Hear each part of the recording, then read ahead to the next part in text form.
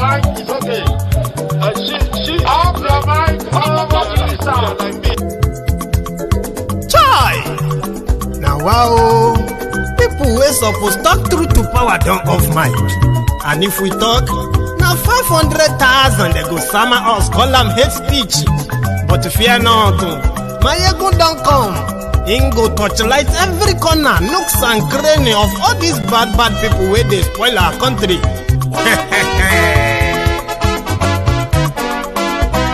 So my people make we laugh, oh yo yo.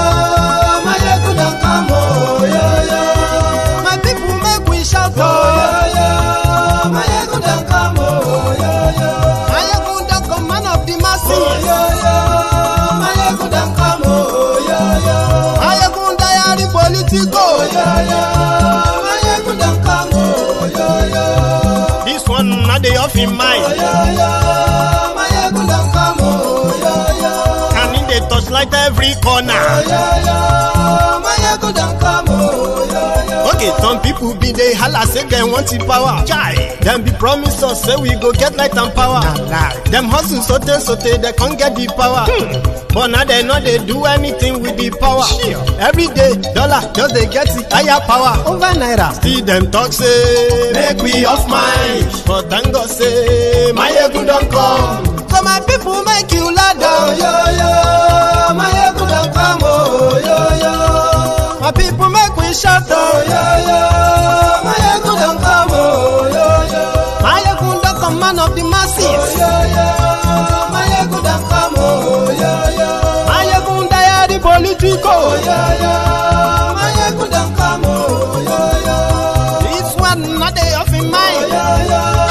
Maiyegun don't come, oh yo yo. Person where they do evil, no one make person talk. Them say that Maiyegun, that man too they talk. He too they talk. Say Maiyegun diary, he they hot like pepper. But every day then they take money in bulk. Poor man picking, they the street they hawk. Still them talk say make we no talk. But thank God say Maiyegun don't come. So my people make you loud, oh yo yo.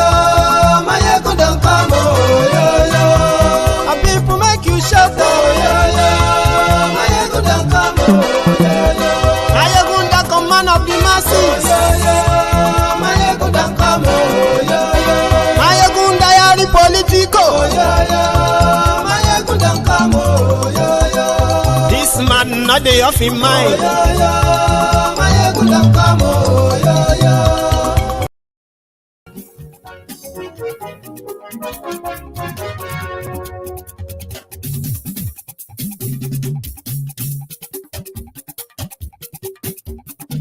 Maiyegun làwa mọ̀ làmọ̀ dódódódó.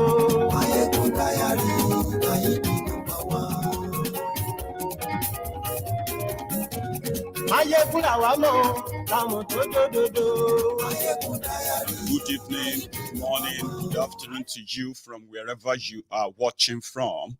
This is Maiyegun live, and thanks so much for joining me.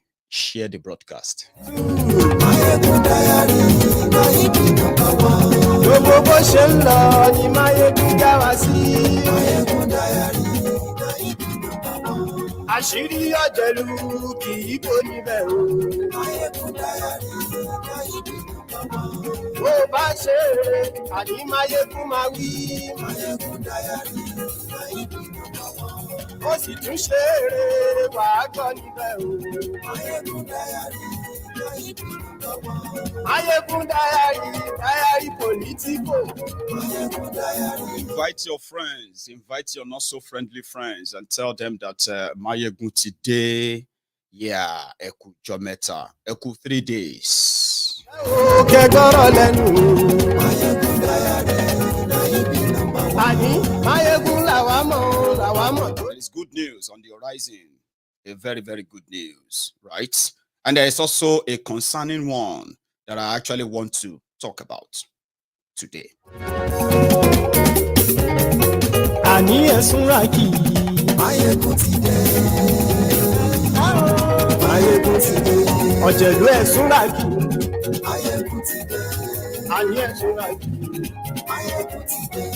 Lórí Facebook,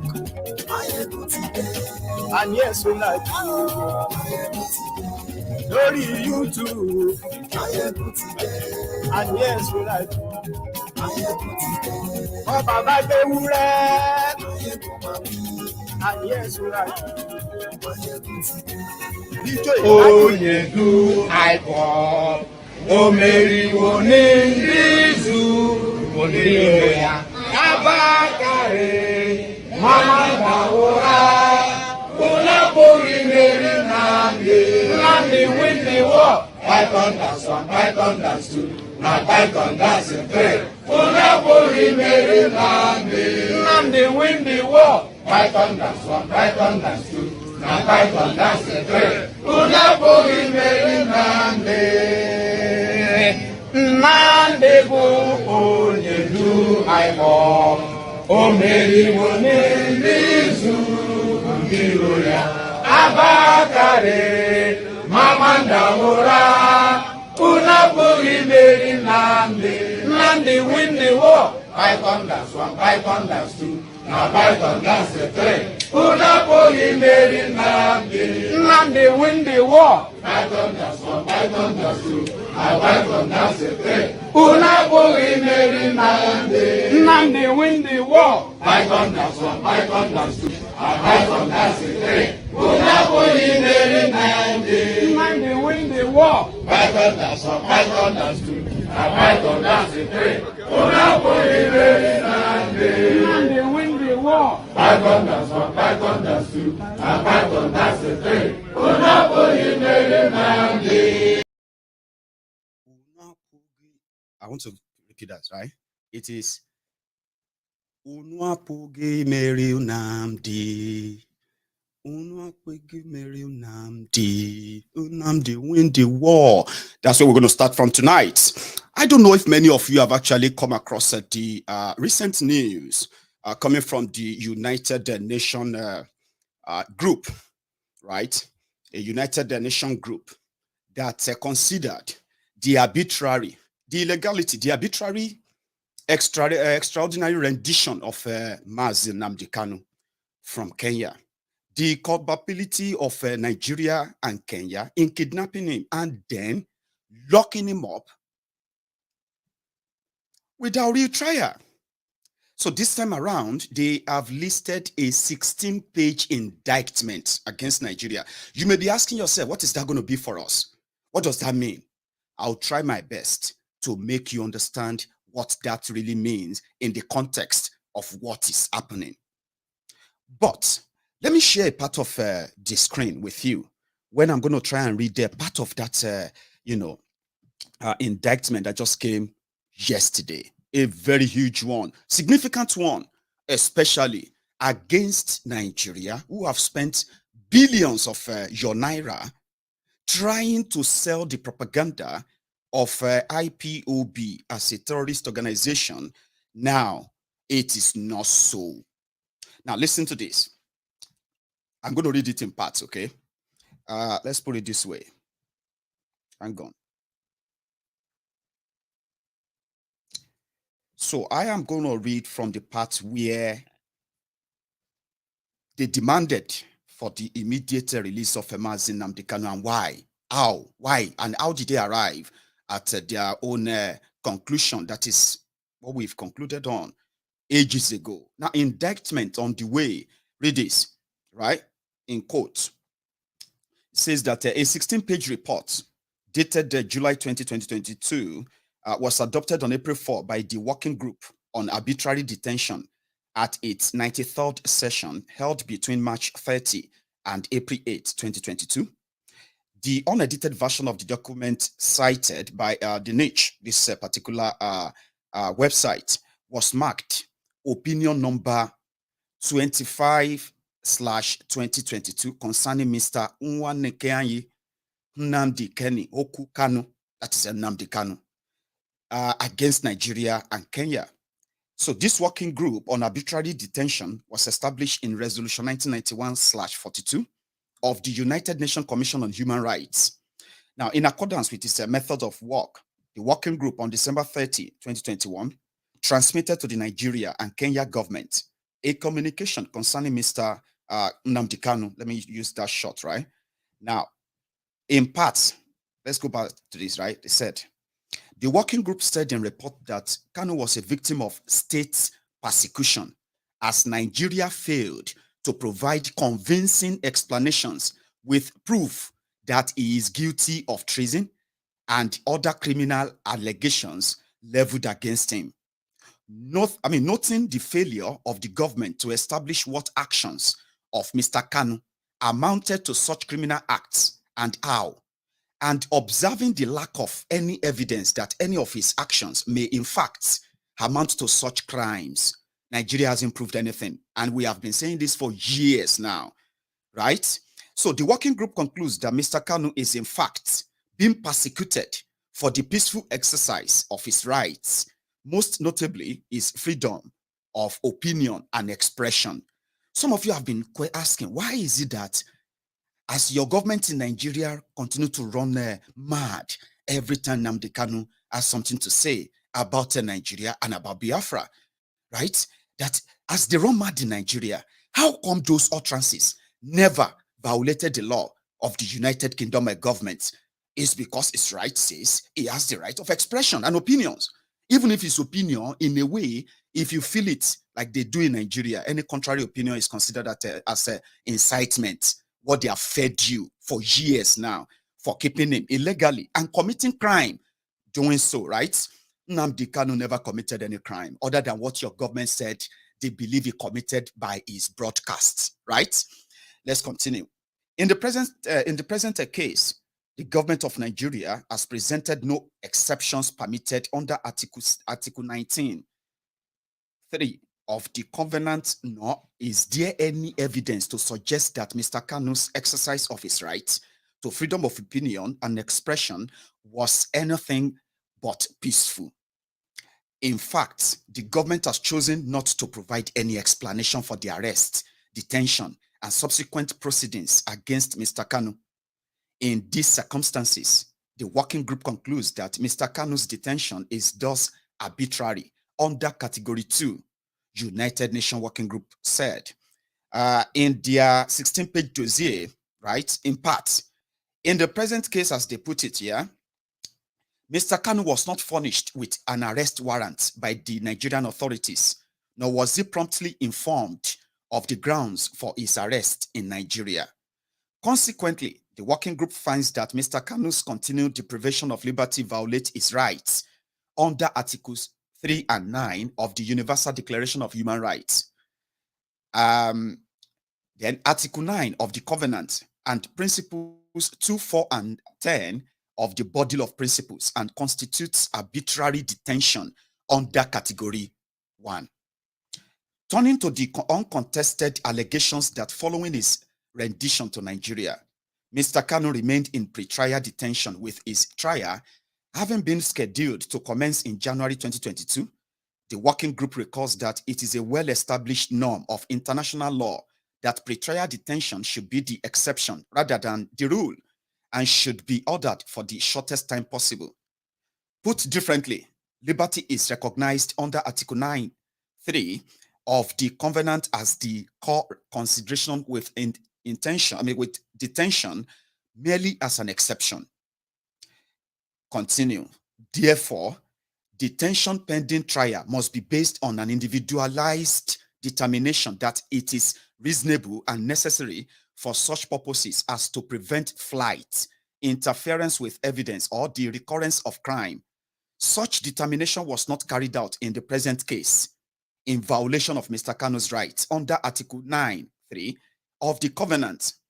Further, in accordance with Article 9(3) of the Covenant, an arrested person is to be brought before a judge within 48 hours. This was not satisfied in the case of Mr. Kanu, and the working group therefore finds a violation of Article 3 and 9 of the Universal Declaration of Human Rights, Article 9(3) of the Covenant, and Principle 2 or Principle 11, 37, and 38 of the Body of Principles. This is from the United Nations body, by the way, in case if you are just joining us and wondering what is going on, right? Now, furthermore, in order to establish that a detention is indeed legal, anyone detained has the right to challenge the legality of his or her detention before a court, as guaranteed by Article 9.4 of the Covenant.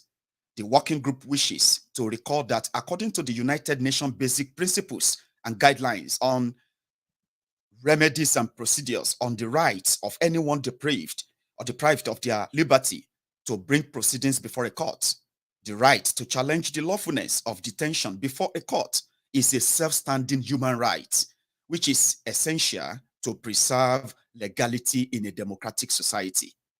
This right, which is in fact a preemptory norm of international law, applies to all forms of deprivation of liberty, to all situations of deprivation of liberty, including not only to detention for purposes of criminal proceedings, but also to situation of detention under administrative and other fields of law, including military detention, security detention, detention under counter-terrorism measures. Moreover, it also applies irrespective of the place of detention or the legal terminology used in the legislation. Any form of deprivation of liberty on any ground must be subject to effective oversight and control by the judiciary. This was also denied to Mr. Kanu, thus violating his right under Article 9.4 of the Covenant. Finally, turning to Mr. Kanu's pretrial detention in Nigeria, the working group recalls that according to international human rights law, in particular, Article 9.3 of the Covenant, any person detained while awaiting trial is entitled to trial within a reasonable time or otherwise shall be released. Article 14.3c of the Covenant also guarantees the right of anyone charged with a criminal offense to be tried without undue delay. In the absence of a substantive response from the government of Nigeria, the working group finds no legitimate grounds for the delays in the trials against Mr. Kanu. Consequently, the working group finds that the government of Nigeria failed to establish a legal basis for the detention of Mr. Kanu. His detention is thus arbitrary under Category 1. The United Working Group said that both the Nigerian and Kenyan government should take responsibility for Kanu's rights violations. The working group wishes once again to underscore the collusion between the government of Kenya and Nigeria in the rendition of Mr. Kanu, and reiterates that both governments bear joint responsibility for any of Mr. Kanu's rights in Kenya and Nigeria. The working group has already established in its discussion of the detention of Mr. Kanu in Kenya that he was arrested and detained due to the peaceful exercise of his rights. See paragraph 52-54 above. The working group notes that the sources has argued the same in relation to Mr. Kanu's arrest, detention, and trial proceedings in Nigeria. Notably, the government of Nigeria has chosen not to address the substance of these allegations.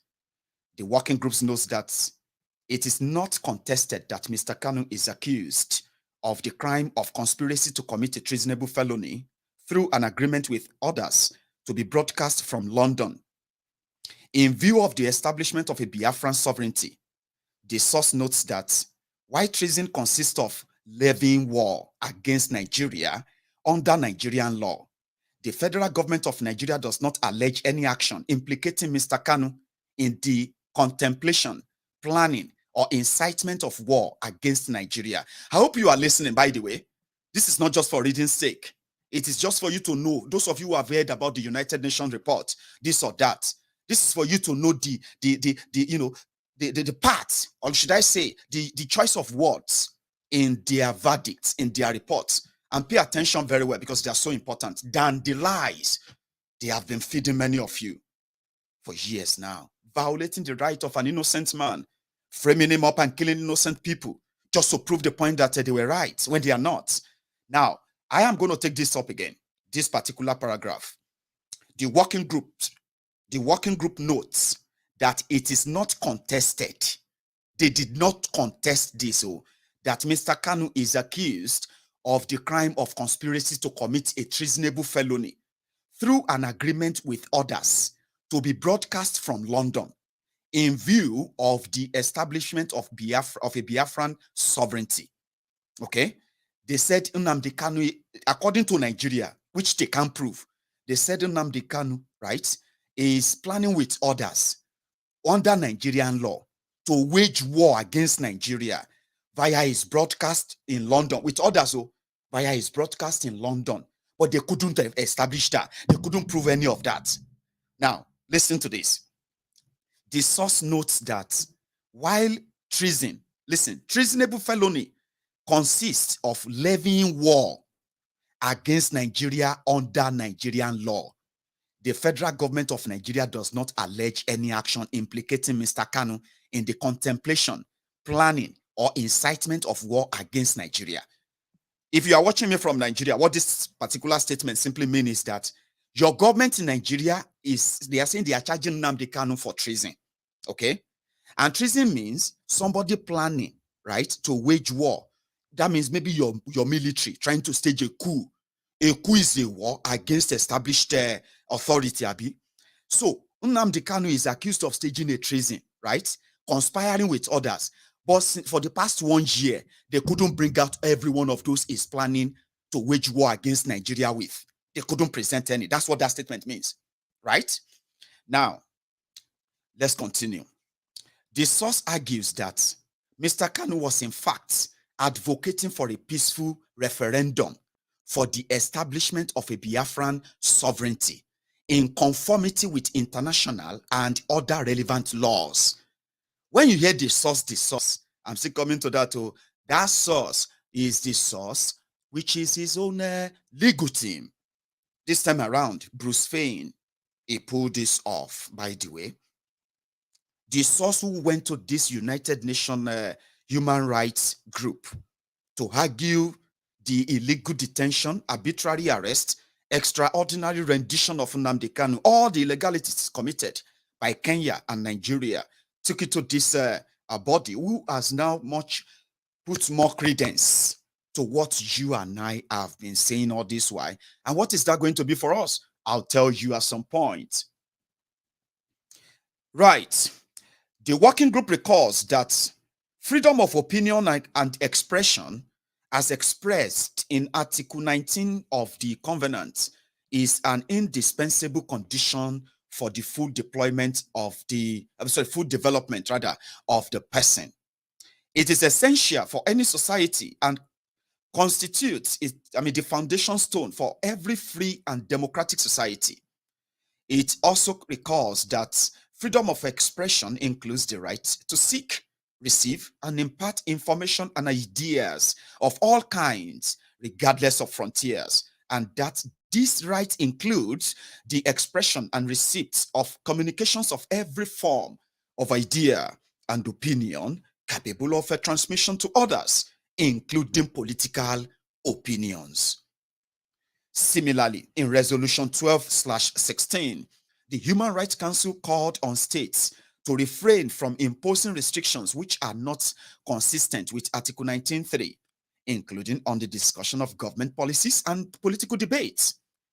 Reporting on human rights, engaging in peaceful demonstrations or political activities, including for peace or democracy, an expression of opinion and dissent, religion or belief, right?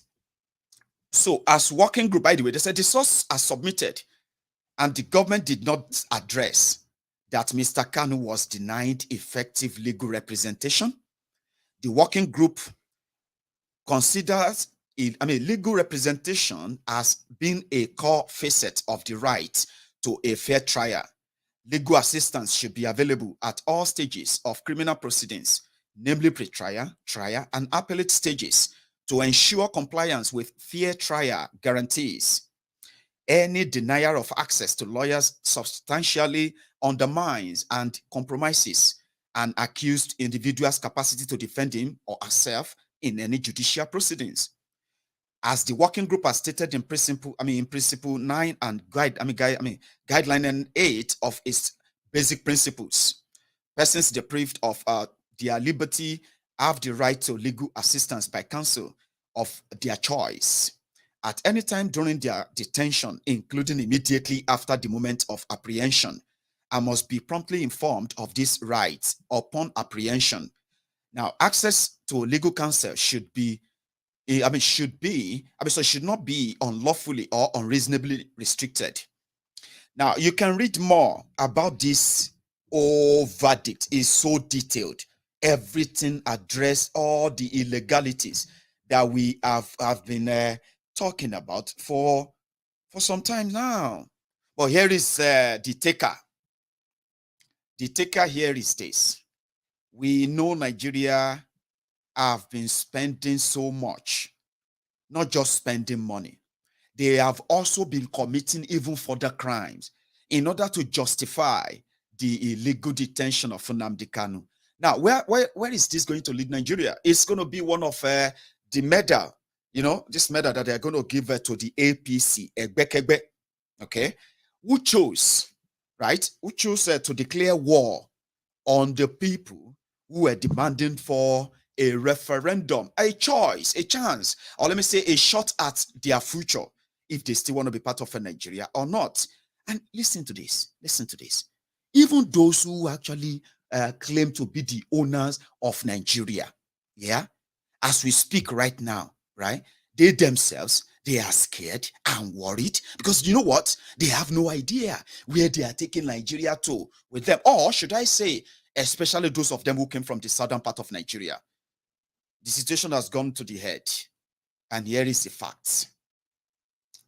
Today in Nigeria, terrorists are celebrated.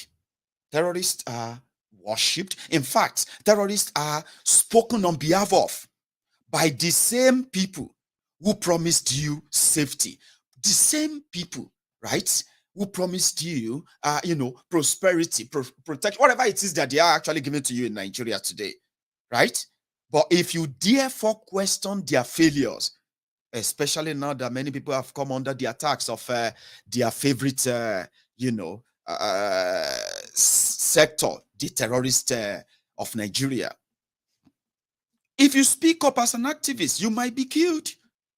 You'll be lucky if you are sent to jail, right?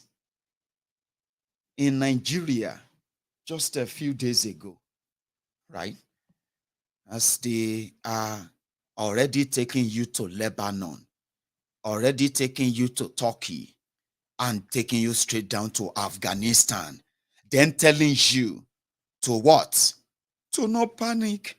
No, there's nothing to worry about. Of course, there's a lot to worry about. A few days ago, from the blues,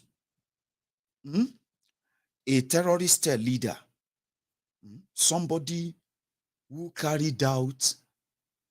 was part of those who carried out the Jangebe. Is it called Jangebe in Zamfara? You remember that February 2021 kidnapping of school children that lasted for just about 6 or 5 days? And Zamfara state government had to pay the terrorists some money. Aha. Well, the guy came out. Let me see if I still have his face here. Check. You will remember. No, I don't. Sorry about that. This guy popped up from nowhere in Zamfara. Right? And he got a title. A title that came with, a warlord title from a community in Zamfara state that came with a juicy package of 3.8 million naira every month tax that the community must be paying to him if they want to be safe from the terrorists.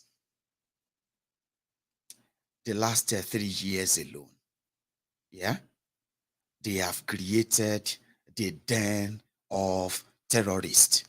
Not just den of terrorists, they created the den of billionaire terrorists. They know them. They pumped your money into their hands. They also monitored you, pay ransom to them.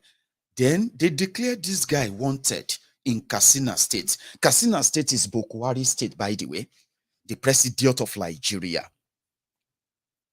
They declared him wanted. Last year, after cashing out big time, he collected 500 million naira from the governor of Katsina State, the massacre of the state. I'm talking about this guy. Look at his face. This guy. Yeah, he paid them. He gave them 500 million naira for peace. That deal, right, saw the terrorists releasing over 1,200 captives, 500 million naira cash in that same Nigeria. And do you see the soldiers? Do you see the security? Do you see the DSS? That's the state governor on your left. Few days after collecting the money from him, after taking these pictures, they sent soldiers, right, after these same terrorists. And guess what? This guy, he killed 14 of them right there, right then, and disappeared, only to reappear later in Zamfara as Sarikin Fulani. Suddenly, everybody was surprised. No. Guess what? When they asked the police in Zamfara, why did you not arrest him? You are there where they are doing coronation for him as Sarikin. This is a killer, a murderer, a terrorist. How did you actually manage to throw this big party for a terrorist? But what they didn't tell you was that the community had to give him that Sarikin, because that is their own security. That is their own insurance that their children will not be kidnapped, that their farms will not be, their husband, their wives will not be killed. And with that package of crowning him as their lord there, they will be paying him 3.8 million naira tax. The entire community, they knew about it. The community was abandoned. I told you, there are many, many communities in northern Nigeria today that have been handed over to terrorists completely. There is no military, there is no police. They don't go there in Nigeria of today. And guess what? Over 60% of northern Nigeria is controlled by terrorists. Different kind of terrorists as we speak today. Highways, communities, villages, no joke. This guy was so bold enough, right? And they announced that they were going to make him their Sarikin Fulani.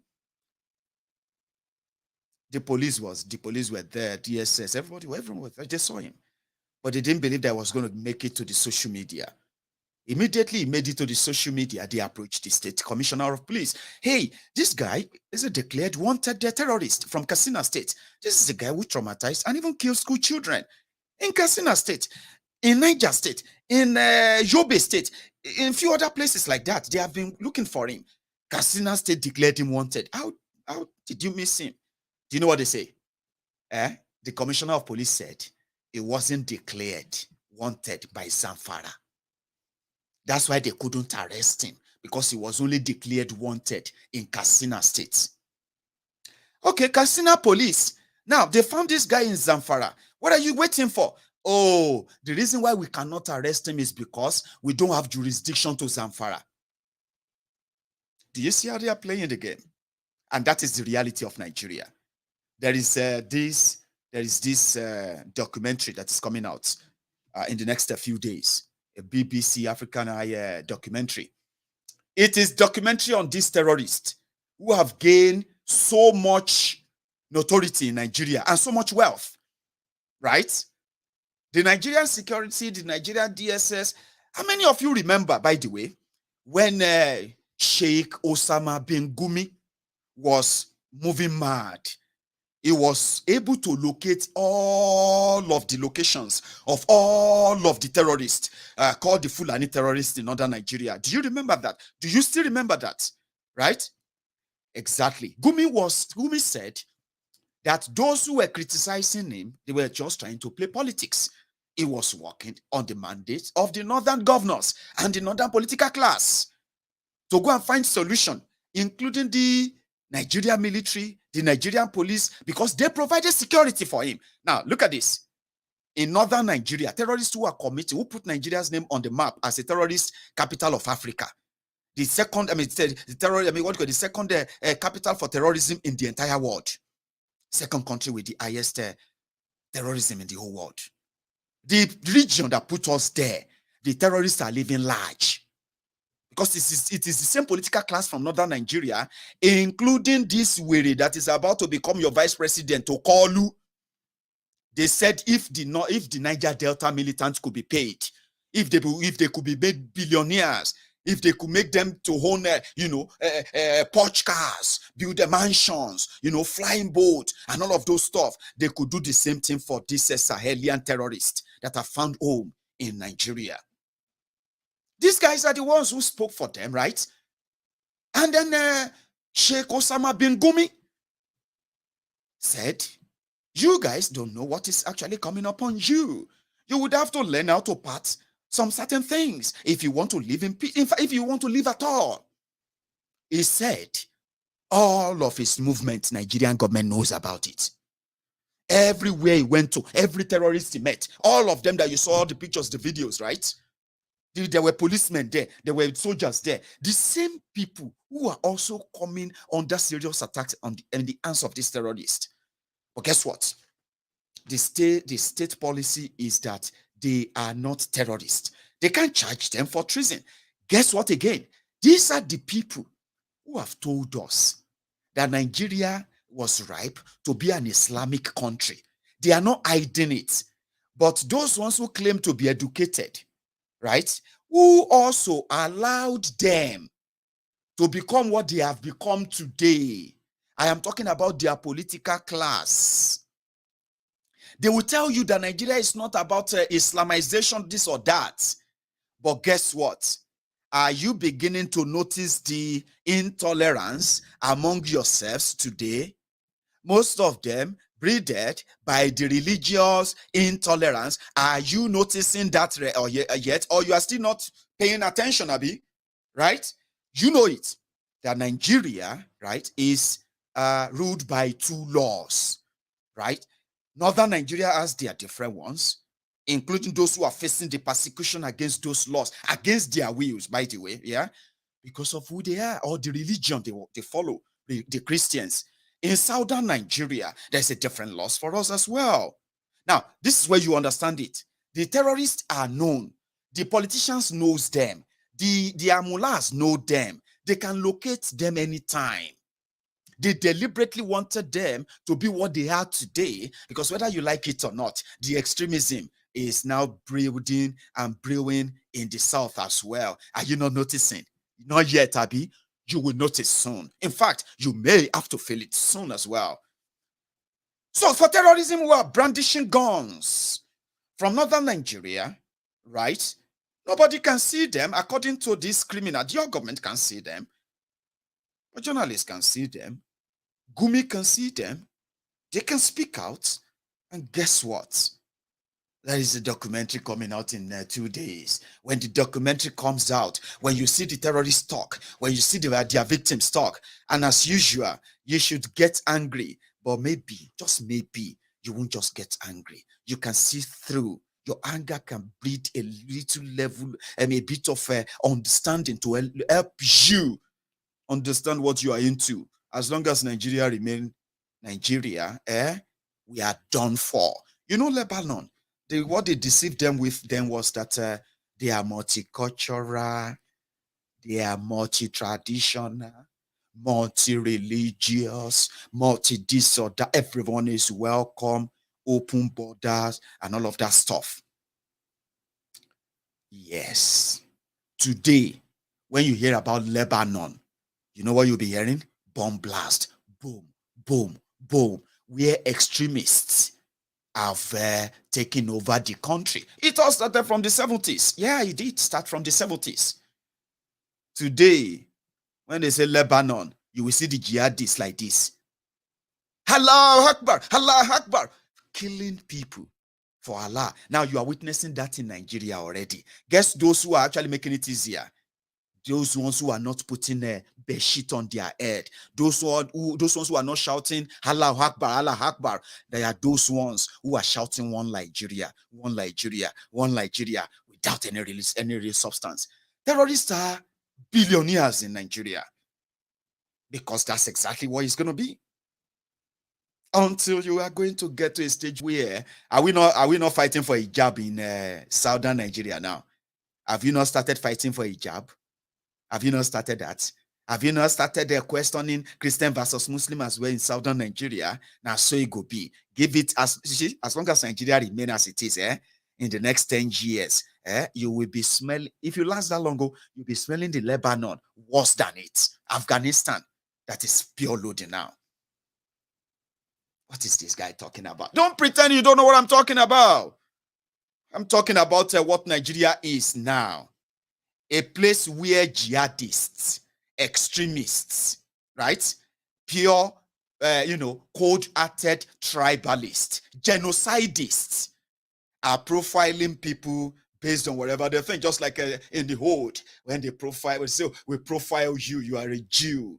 Oh, we profile you, you are a Gentile. You profile you, you are this or that. That's exactly what you are witnessing in Nigeria. You know why it is working that way? Because the extremists, the religious fanatics, the bunch of terrorists, they have gained access to all of your institutions, compromised them, and you are not paying attention. Of course you are not. They said, get PVC, get PVC. Somebody said when they killed about 40 soldiers in Borno 4 days ago. And like always, it is now old news. Those 40 men who died in the hands of the terrorists that is always going to get paid in Nigeria, right? I wish they could pick up their PVC too. Get your PVC and use that to slice the throat of the terrorists. Do that. They've taken over your every institution in that place, and you always play in that circle and in that circle, and you end up in the same place. And what do you think will end it? Armageddon. That is where it is taking every one of us. You know why? The rogues who knows that Nigeria is burning. Nigeria is done for. Oh dear. Oh, your beautiful Nigeria. Under these rogues, they finished us. But you can save Nigeria. Do you know that? You can save Nigeria. You can save Nigerians. We can save ourselves. By breaking it up. When you break the hold as it is, you have caught the cancer. The extremism, the religion extremism, the bunch of vampires who are going to play on your mind. They're going to play on your good heart. They're going to play on your emotion. They're going to play on your kind-heartedness. They're going to play on your open-mindedness. And once they are close by, you are as dead as dodo. But when you caught it, you caught the cancer. How? Nnamdi Kanu asked for referendum. He didn't ask for war. No, he never asked for one. Most of the time, as reactionary as he can be, as fire blazing as he can be, is always very, very clear. We know that what we are demanding for will trigger you. We know that the demand for the Biafrans to leave Nigeria is going to keep triggering you. It's going to cause a lot of havoc. And we know it will trigger you to make a lot of mistakes. You are going to come for us. You are going to throw caution in the air. You are going to lose your mind. You are going to target us, profile us and even kill us. But you will think that is going to dissuade us. You will think that is going to discourage us. But it won't. When you kill us, we will kill you. But we know in the end, the Biafra will come. That's exactly what he was telling you. Something that they said. He said he will kill soldiers. He will kill Buhari. He will kill Nigeria. Hello. Opinions and expression. Everything is purely political. You know that. Breaking up of Nigeria is political. Fusing Nigeria together is business, economical, but it is also political. It is political because it is economically advantage for those who put the whole charade together. When you want to break it up as well, right, it's going to take a lot of political will. Because you know why they are still keeping it together? It is because they are politically benefiting from it. When you demand for a political process that says people should decide if they want to be part of this or not, right? You are breaking something and they will fight back. That's why he said, you will kill us. We will kill you. We will fight back. We will defend ourselves. He was right. Those under the freedom of expression did never constitute treasonable felony, ever. If I sit down here and I say, if they come for you, my people of Ibarakpa, my people of Igogon, my people of Okeogun, my people of Yewa, all of you, my people of, Yoruba land, if they come for you, shoot them, fight them, kill them before they kill you. You know what? Remember that phrase. If they come for you, because they will come for you. You're talking about self-defense, and that is part of a freedom of expression. It is not an incitement, never proven as an incitement. So do you want him to say, here, Biafrans, if they come for you, just pray to the Shukuke Abiyama to save you? Doesn't make any sense to you. He knew they would come for them. What they are asking for is to break the chain of a demagogue. The chain. The deadly, deadly slavery chain that they have used to chain us down. I said, break it. Break it. Do whatever it takes. Get yourself free. You're never going to be free. It's never going to be given to you. You should know. That's why he said, if they come for you, kill them. That's what he said. He didn't say, go out there and look for them and do this or do that. Then your government said that is freedom of expression taken too far. Hello. And guess what? Never for once on record did anybody identifying as a member of IPOB, a Biafran, went out to commit any crime in the name of Biafra. Never on record. Ever and never and ever. Ever. I'm saying this because I'm saying it. There are people who have actually done all their... Because if they have those evidence, Nnamdi Kanu's trial should be faster than this. Trust me. Oh, no. They don't need to spend this much. They don't have to kidnap him. They had nothing on him. They just had to keep him away. If possible, kill him. And then, what can we do to make this stick? We have nothing that will prove that Nnamdi Kanu, when Nnamdi Kanu said, defend yourself, clean your area of those who are coming to do this or that to you. He was right. That's the point. He was right. And there was no evidence of anywhere that anyone went out to do anything against anyone, ever. Rather, the people of Biafra land have come under serious, documented attacks from the Fulani terrorists. Even when Mazi Nnamdi Kanu is extraordinarily renditioned, kidnapped to Nigeria, locked up as it is right now, yeah? They are still killing people, trying to find something to stick. Nothing really stuck. Nothing.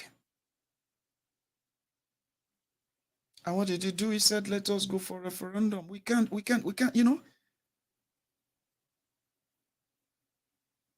Fulani terrorists are still there. They did it in Ebonyi. They did it in Imo. They did it in Enugu. They did it in Anambra. And people are not allowed to defend themselves. They are not allowed to fight back. The policy, here is how, yeah? In Nigeria, in northern Nigeria, if you are a terrorist, you would be treated as someone or a group of disgruntled people who just feel angry. And because they are so angry with the system, they decided to kill people they could kill, they kidnap those they could kidnap, rape women as they wish, burn down villages as they want, but they can always repent. Therefore, let us put a policy in place that will allow them to, to get a bit of, pat in the back. Operation Safe Corridor. It is a program of government in Nigeria that allows terrorists to pass through free, whatever crime they might have committed. But in southern Nigeria, they are putting laws like social media bill, hate speech law. What they said constitutes hate speech is like when you say, hey, the Fulani terrorists have attacked so and so, and you reported that that's hate speech for saying Fulani Fulani terrorist and all of that. You will go to jail for 14 years. A speech. And in order to douse detention, according to them, they decided to bring a bill, a law, so that they can make a law. The law that would then have to make the southern Nigeria, part of Nigeria, right, to part with a substantial part of their lands. Do you understand that? That's solution to all of this madness. Their solution. So Nnamdi Kanu said they are coming to take your lands. And they are not coming to negotiate those lands. They will kill you, send you to the refugee camps, take over those places. And when they are doing that, the government of Nigeria will back them. Hello? Is that not what is going on right now? Is that not what they happen? They are killing us left, right, and center, especially from southern Nigeria. We are not allowed to talk about it, but their government is busy trying to make laws that will stop the killing by all, by us parting with our lands. And guess what? That will continue to constitute even more problems, doesn't it? So it has gotten to that extremism that the ruling party, APC, Egbekegbe, in order to satisfy the insatiable lust for blood, and then the ambitious we will conquer them kind of attitude, they actually forced the hand of a desperate Yoruba man who want to be president of a disunited Nigeria to satisfy the wishes of the extremists who don't give a damn about anyone. Unity. Fuck that. They don't care. Who is uni what? Well, let us balance the leadership so that nobody will feel shortchanged. Shut up your mouth. We don't need to balance it. This country is already having more Muslim than Christian. Have they told you? Or you are still one of those playing political correctness, Abi? They haven't said it to your face, or they haven't said it close to you, Abi? They are already saying it. Yeah. We already have the Yorubas. Me, a Yoruba man. A full-blooded Ijebu man. Ijebu. Today, I am being told that Nigeria, Yoruba, everywhere. Listen to this, so no joke, you may be laughing, no, it's not funny. They said everywhere is now, Nigeria is a 70% Muslim and 20% Christian and others. People are already pushing that narrative. They say, what then is wrong if you have Muslim ticket? What they are telling you is that, you see all this extremism you are witnessing, all of these killings you are seeing. If they kill you, make you, now you then kill. Other people go live. It no matter. Lebanon, let lost straight. You know why that is possible? This madness is possible. It's because one Yoruba man want to be president of Nigeria, and he believed that Yorubas and then the jihadists that control Northwest, I've been a Northeast, they call them. They will deliver him and make him president of Nigeria over the rest of the 200 million people. It doesn't matter. If they don't like, they can go to hell. That is because a Yoruba man wants to be president of Nigeria. Therefore, a Yoruba boy, a Yoruba girl, a Yoruba man and woman who is also suffering from this disjointed, disunited, fraudulent contraption is preaching and saying, what is wrong with that? Is it because we know they talk? You know, they say Nigeria is a Muslim country. I don't know. Me, I don't want to be part of any Muslim country. Never. I don't want to be any part of any Christian country. I just want to be part of a nation that recognizes me and respects me as a human being, as a citizen.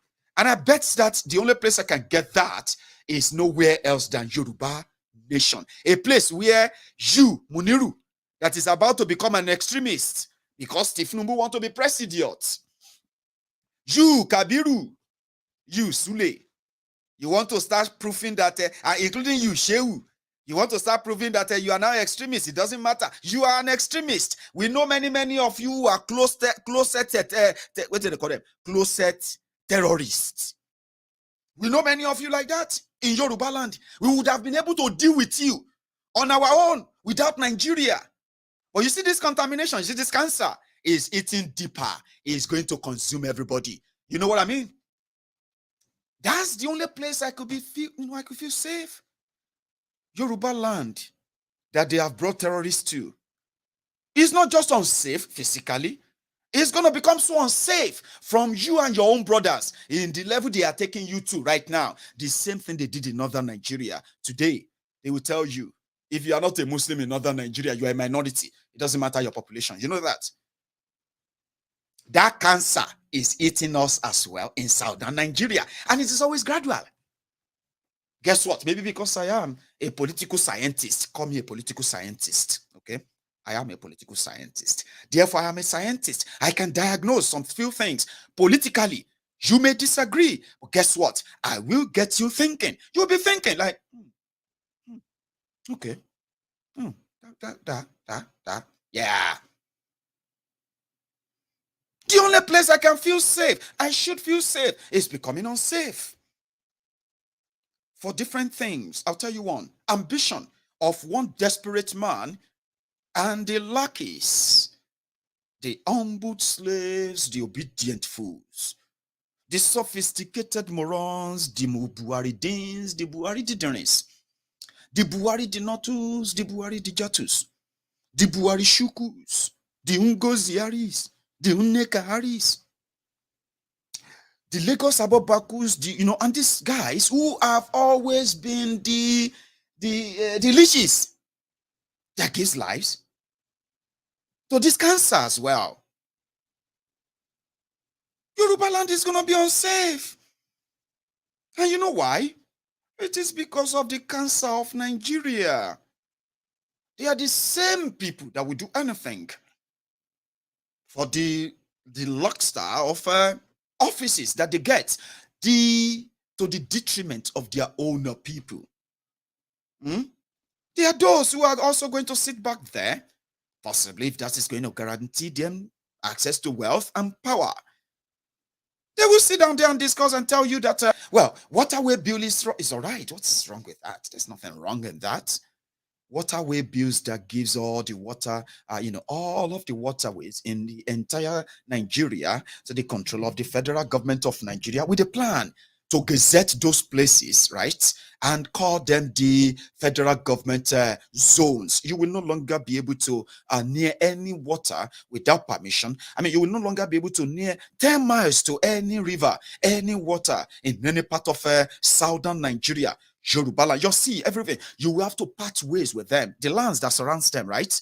Without permission, you would never be allowed to near them anymore. But for greed and money, power, wealth, there are those who are willing to go that hog. But those people like us who knows that diagnosing what that is going to breed, it is going to bring even more bloodbath and death. So we rose against it.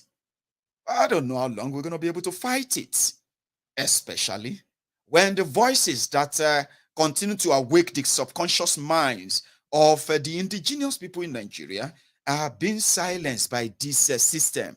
And many of us seems not to even be seeing it coming. They are coming to us. It's that cancer. If you want to stop it, before you let the Nigeria cancer kill us, before the cancer that Nigeria has become, before you let it hit us deep, religious division, tribal division, and so many other things, they are already planting them. The other day I was reading something on Twitter, by the way, a very, very conversational platform, Twitter. And you know one thing, somebody shagari something, just came from nowhere, right? And I just dropped it. Man, Yoruba Muslims are so tolerant. Listen to this. Yoruba Muslims are so tolerant. I mean, they are the majority, but yet they don't play the national politics. They allow the Christians among them, right, to control things and dictate things. Aha! Guess what? There were hordes of Yoruba Muslims.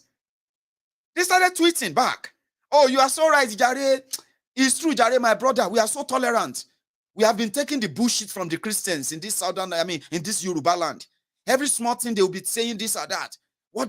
Meanwhile, they are saying it from the background of Tifnumbu's Muslim ticket, right? A Fulani or what's the other Kanuri, maybe Fulani, maybe not Kanuri, Shagari's son tweeted that Yoruba Muslims are the most tolerant because they are not trying to muzzle the Yoruba Christians to silence them like they did in northern Nigeria. That if not, how dare your pastors talking? If all of you Yoruba Muslims are if you are up to it, you allow them, you think you are all equal, that is called dog whistle. Do you understand what that means? Because within us as Yorubas, we already have closet terrorists. They just don't have the courage to practice their belief publicly. But you see where Nigeria is going, the cancer is going to hit us. Yes, it will hit us. And you will begin to see them, Yoruba Muslims, right? Bombing churches, killing people. It's impossible. You haven't really met the Lagos Ababakus, have you? You haven't met the Oshogbo Alimajiris. Aha. I am warning you so that you would be prepared. And you are never going to get stabbed up close by that your own brother's son. It is a cancer. I am happy there are so many Yorubas who are already like, on that same page, Yorubas who say like, yes, that's how we are. We are not killers. We don't kill our people because of religion. We marry ourselves. We don't suspect ourselves, this and that. There are Yorubas who went there to say the same thing. Well, I was kind of like, well, I'm not surprised. I wasn't really surprised when I started seeing Yorubas who are like, my brother, you will see what we will do. This Ashiwaju own, this Ashiwaju for president. We know that there are Christians who wanted to make sure that a Yoruba man, a Muslim, does not become president. We will never allow them. You know what I mean? And I'm like, a Yoruba man, Tifnumbu fẹ́ president. Tifnumbu want to be president. He decided to go and pick a Boko Haram sympathizer. Somebody who said, if they had their way, they would prefer counsel to come and help them kill the Igbos, so that all this gragra of the Igbos will stop. Olofo olori ibu tori Tifnumbu. You now found your ally in Boko Haram terrorist. Some of you are now saying any Yoruba man that doesn't support your jihadi is enemy of Yoruba. You will kill them, Neo. You will chase them out of Yoruba land. You will do this or that.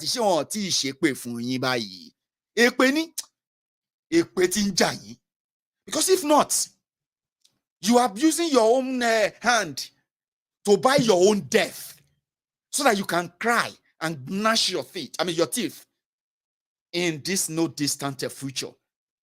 We know they are indoctrinating all of you. We know many of you are already in your different WhatsApp groups. You are already profiling those you will profile. All because of waiting. Just because you want to bring jihadists close to power. Ha! Omo Yoruba, I'm saying this to you so that you will understand the danger of what you are playing with. The man who contributed to the danger, Oban Paro, he himself is scared. All of them, they are scared. So if you are worried, my brothers and sisters, you have every right to be. No be Obasanjo be this. Àti oyin ni Nàìjíríà olóró tá a ní lónìí nítorí pé àwọn tí wọ́n jẹ́ leader wa wọn ò ṣe ohun tó yẹ kí wọ́n ṣe ní àkókò tó yẹ kí wọ́n ṣe wọ́n àti bóyá kó ṣe yẹ kí wọ́n ṣe wọ́n. Tá a bá continue báyìí gbogbo adé stage tó jẹ́ pé ní Sunday a ní lè worship ní church mọ́. Bó ṣe máa jẹ́ nìyẹn. Because according to them, if you meet an average Oshogbo Alimajiri or Lagos Abobaku, even some of their aunties and their uncles abroad, I'm talking about the Abroadian Buhari idiots, the Mumumadus, the Bele lecturers, the Mumu lecturers, and the rest of them. They said whatever it takes. If you see any Igbo person trying to register, if you see any Yoruba man that is trying to go against Ifnumbu enemy, now they are beginning to create stories to make everyone who is signaling the danger, signaling you the danger. Even these people from northern Nigeria, they said, oh, more, now this one will finish Nigeria. And guess what they said? Tifnumbu doesn't care. He just want to be president. Just want to be president. Whether they call me Baba President, Mr. President, right? Whether they kill you, kidnap you, whatever it is, that's your headache. Just get out of here. But one day, truly, one day you are going to just sit at home. Yeah?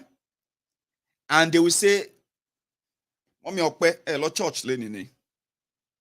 Oh, Daddy Evangelist. Báwo ni service Lenny? As we, I'm a showm service ni. Bemi Bashe Dari. Are you not going to church today, sir? I said, no. We, Holy Spirit said that we should worship at home today and pray. So let's do it here. They've already started. It is just going to get even more and more and more. That's why I'm asking you now that even if you didn't understand it before, these guys are done with Nigeria. Everything is poof. Like, that's Nigeria. It is living on a borrowed time. And the rogues who brought you to this stage, they are not giving up. They continue to make mistakes that will continue to dip Nigeria in a further dip. They are not giving up. The fact that they are not giving up, right? If we continue to indulge them without grouping enough to stop encouraging them, listen to me, it's a cancer. You would wake up one day and you will be asking yourself, where are we? They say, well, you are welcome, right? You are welcome there to the new Lebanon, Afghanistan, which is joined together, Nigeristan. You won't be able to escape anything. But we can now, if you don't close your mind as you have always done, thinking that probably is another way. There's no other way. No other way. You see, no matter what it will take, no matter what route this whole thing take, right? It's going to come back to one thing. The people will decide that they are not, whether they are or not, going to be part of this anymore. That is what these northern criminals feared most. And that is what we are going to give to them all the time. I love the legal team of Mazi Nnamdi Kanu. I said something before. I said, remember something. If you want to fight, sometimes it's good to check your armory.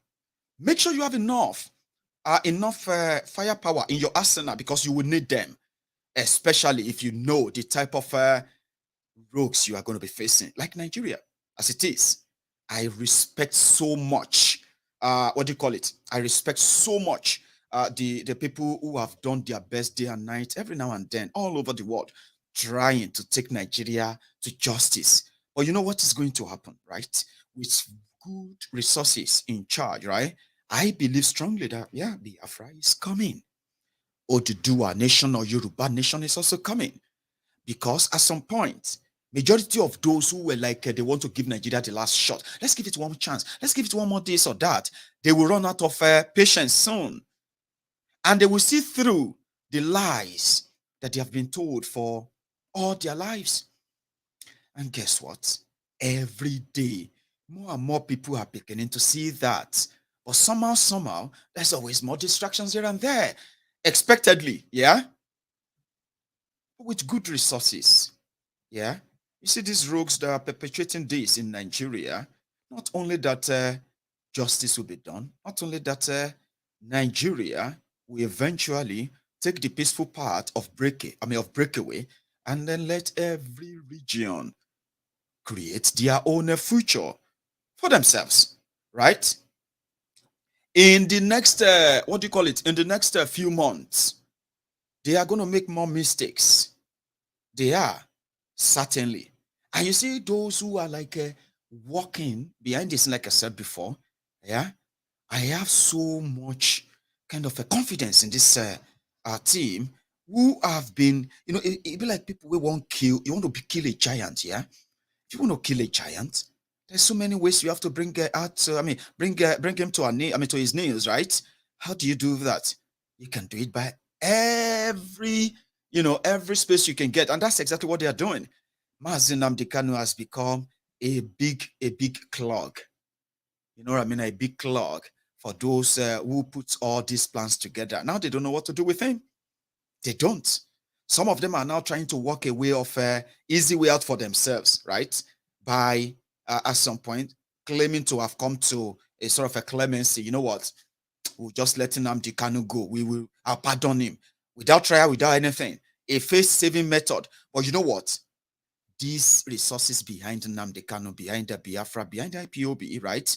They have the names of everyone that participated in the ongoing genocide, right? And this state-sponsored persecution of people that only asked for a referendum, they have their names. They are not escaping it. That's a different one. When they will no longer have Nigeria to protect them. I respect that a lot. I want a very strong legal and then structural team that works with freedom fighters enough that when they put the resources of states against those who try to wake the subconscious or consciousness of other people, when they put the resources of state against them, there should be the ready-made people's resources. There should always, ward off or fend off those attacks. I kind of wish that they never lay their hands on Mazi Nnamdi Kanu than them having him for every one of us all over the world to be demanding for his release and at the same time demanding for the Biafra referendum. Maybe it would have been a different ball game. But resources comes from the people who want something that's nothing can take away from them or take their minds away from.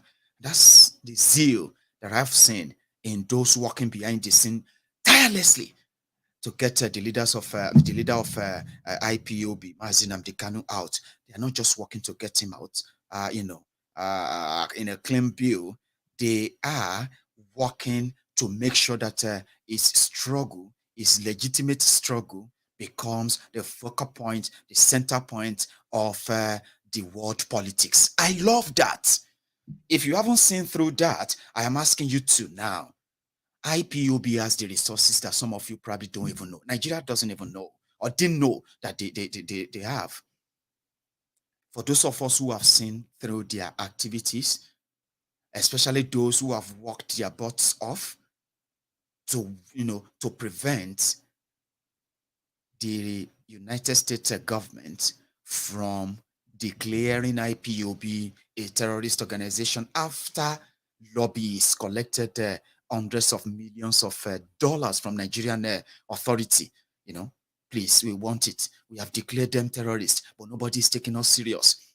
In Nigeria, we have to say, we've prescribed them as terrorist organization, but the rest of the world, they are still welcoming them. They are still allowing them because they said they are not prescribed because they are not a terrorist organization. Can you help us make America help us prescribe IPOB? That's why I said that when they were bringing the toga of unknown gunmen on IPOB, they said, reject it quickly. Don't ever even celebrate them. Don't even share anything about them. Don't, because you have no idea those who were pushing the propaganda and why they wanted to own it. They wanted to accept all of these criminalities that they are doing out there against themselves, against their own people, killing their own officials as it is. Yeah, I said, don't accept it. Don't for any reason, because all those were set in motion in order to justify the kidnapping of Nnamdi Kanu and in order to make the work of their lobbyists in America to work easier. Tell America they have become terrorists. Yes, we know that they were only carrying flags. We know that they are peaceful, but because of their leaders, they have started committing crimes in the East. No, we have proof. Go and show it to America. They took all of those, their proofs to America. The whole thing didn't see the light of the day. One single move from the IPOB, right, killed that. You may not understand what that simply means, but you would someday if you don't already. That's resources. That's something. You know, I keep talking about the time when, when they planned to kill Mazi Nnamdi Kanu. How many of you remember that in 2017, I believe, 2018, when they went on to try to kill him. And then we were watching the live broadcast from the house. The soldiers were out there shooting. Many people thought he was going to be killed. Then we saw them broke into the house. We saw the live video, gone dead. And Nnamdi Kanu disappeared. You remember all of that? Resources. I will respect those who have dedicated their lives to work mostly unseen to ensure that all of the effort, because some of you knows that Biafra struggle is huge. Nnamdi Kanu knew that. And that is why I believe he never declared the Biafra yet, because he wanted he wanted Nigeria. He knew Nigeria was going to make a lot of mistakes. The world is going to get the attention of that. And the more mistakes they make, the more or closer, let me say the closer, the realization of a Biafra will be. I am not just blabbing here. There's a record of over $1.5 million that the IPOB resource, the resource people put towards a lobbyist to kill whatever hundreds of millions of dollars the Nigerian government is paying all these faceless lobbyists to sell the idea that IPOB is a terrorist organization. You know, if they manage to push that through the Congress of America and indeed become something that America says, oh, IPOB is a terrorist organization, all of the IPOB, what do they call them? All of the IPOB, accounts will be frozen all over the world. Yes. Some people thought that. That's exactly what Nigeria wanted to happen. Some people thought that, and that didn't come from the blues. So I respect that, and I always wish that we have something so strong like that, especially for our own Yoruba people too. Then I just remember that we will build something close to that. Maybe we may not have that bigger, what have you, or even something bigger than that too. You never can tell. I studied that. I studied the significance of international politics that is helping to ward off the rogues sent all over the world to help kill Biafran struggle from abroad. Do you know why? Because Nigeria knows that Biafran struggle is being powered from abroad, especially the Biafrans who are seeing the deprivation, the state-sponsored genocide in Igbo land, and they will do anything to get their people out of this contraption. They will do anything. Well, they have done a lot. So how do you kill that? You make sure the rest of the world go after them and confiscate all of their properties that they can lay their hands on. Make it difficult for them to group. Make it difficult for them to raise funds. Make it so hard for them, right, to even communicate. If you can do that for us, we will deal with the ones in Nigeria. Especially, we can always deny the genocide against them. We'll continue to deny the state-sponsored killings against them. We can call that anything. What politics didn't work for Nigeria? Trust me, it didn't. The only thing that has worked so far is that those who were supposed to speak out for Biafra or speak against Nigeria, they are still getting the best deal from Nigeria now. But it won't be for long. Why? Because there are people also working to make sure that the effort to blacklist IPOB is completely rebuffed. That's not cheap. It's not cheap. Respect them. Even if you don't like them, respect them. The wish of Nigeria or Nigerian government or this terrorist government in Nigeria is not good.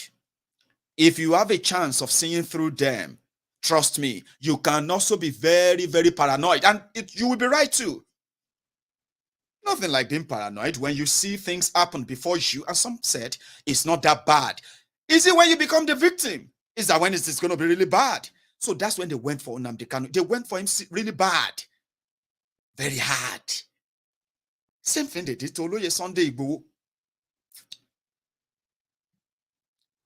If the resources was not private, thank God for the resources that Igboho himself had. that at least kept him alive to this point. I may not go into details of that. But does Igbo have the organizational, what do you call it, kind of organizational resources like Nnamdi Kanu? No, it doesn't. Nobody has. And Nigerian government knows that. They also know that the agitation, the demand for Yoruba nation, the support base, the strength of it, the clarity of it is coming from abroad. So who told you that they have not already deployed resources to also shut us down too? So we beg on those who have actually been in the struggle to understand this as well. It is huge than what you can think. It is also very, very significant that finally, there is a part of the United Nations. It's not because they're going to come and do it for you, okay? But there is a part of them that now has the record of what they have done to Nnamdi Kanu on record with a report. 16-page report. Seriously. So Nnamdi Kanu is going to come out one day soon. Nnamdi Kanu is going to be given a chance to address a section of United Nations soon. He is going to present the challenges of the Biafrans, an average Biafran. Historically, what they are passing through in Nigeria today, evidently, he will present all of that before the world. And guess what? Many of you who don't like this, you are going to come back to say thank you to him. You're going to come back and say thank you to so many people, including those who have been sacrificed for this. Because that will be the genesis, the beginning of the clarity of cutting the cancer that is eating us so deep today. The cancer of hate, cancer of division, cancer of ethnic jingoism, cancer of religious fanaticism, the cancer of social classism, the cancer of, name it. All these things are cancer brought upon us by Nigeria. If we are not part of Nigeria, we will probably be treating a different one, a different cancer indeed. This particular one can only end not by this bogus unity begging. Let us come together. We should be united. Nigeria is a great country. Oh, indeed. We should all come together and be united. Oh, really? Unity is not just a word, my dear. No. Right? Unity is an act. You do it. Right? You don't beg for unity. When somebody is cutting off the head of my neighbor and is saying, I'm cutting this head off because this person is an infidel in the same country, you should define that. And you should never be afraid of having that conversation. Do you get that? Unity is not just a word. You don't say it. You do it. Same thing with patriotism. Patriotism is not just a word. It is an act. You do it. When you do it and you do it right, others will emulate. Then they will say, that is patriotism. In Nigeria, from the past and present, and those who are still going to be in charge, if it continues to exist, right? Nobody wants to really prove anything or walk any talk. They just want to give the command. Let us all come together. This our country is a great country. We must work together. How do you work together when the terrorists are dangling the axe just around your neck, and they could just chop it off? And somebody's going to say, I don't agree with him cutting off your head, though. Although he's saying he's doing it for Allah. But you know what? If you didn't offend him, he won't do this to you, but I don't support him. Sorry if he cut off your head. What the hell, right? That is a cancer. Think about that. Our children cannot survive this if all of us continue to be politically correct about it. We are not asking for war. Listen to me, my dear. I'm not asking you to fight war that is not already on you. No. I'm asking you to fight to stay alive. And fighting to stay alive starts from the right information that helps you. Nigeria is not going to help you. It's not helping me. Although we have all been kind of trapped in it right now. But we can have it better. Being trapped into it as we speak, or keeping it as it is, yeah, is not in my own interest. It's not in yours. In all parameters, right? So what do you do? If you have a chance of breaking away from it, what would you do? Would you take it? Or would you pass? Or preach? I have proven it on this program many times, or many times again. I said, listen, if this is about patriotism, right? There is no patriotic Nigerian anywhere, alive, dead, or anything. No. They made you believe there is one. There is none. And I will prove it to you. You see, being patriotic about Nigeria is being honest. You need to be honest. Or being a patriotic person, rather, you should be honest. You should be human, right? You should be human and be real. Now, when you are honest and you are real, if you find yourself in a position of authority, right? Honest, real, human. Now, those combinations, right, will make you care more for care more about what your actions is going to be on the multitude, right? Not what your action is going to be or benefit you as a person individually. That will then turn you to maybe a monster, a partial one, or a full-time monster that will continue to back down others. Oh yeah, all of you sit down there. All of you stand up there. I am your leader. I said this to you. Do as I say. Don't do as I do. Listen to me. That is what all those who have claimed to be your leaders have been in the past, now, and they will be in the future. The templates, no patriotism in them. Stop deceiving yourself. If they were patriotic, listen. Oh man, there's no patriotic Nigerian. Have you seen any? Well, maybe you have seen a patriotic Yoruba man who stole money being part of Nigeria, right? Then started sharing the money to the people they made poorer in Yoruba land. Oh, he's a patriotic one. He sent us to Mecca. He paid for my trip to Jerusalem. He made me JP. He turned me to Elijah. He's a very good man. He paid for my scholarship. They made you poorer so that you could beg for them. Well, he could be patriotic. To you, that's not patriotism. Humanity, service to humanity and honesty. If you do that seriously, you don't need to be a saint. Just do what you have to do. That is patriotism. And in record, there is no single one that's been patriotic to Nigeria from the creation. It's been one looter after the other, plutocracy after the plutocracy, plutocrat after one plutocrat, yeah?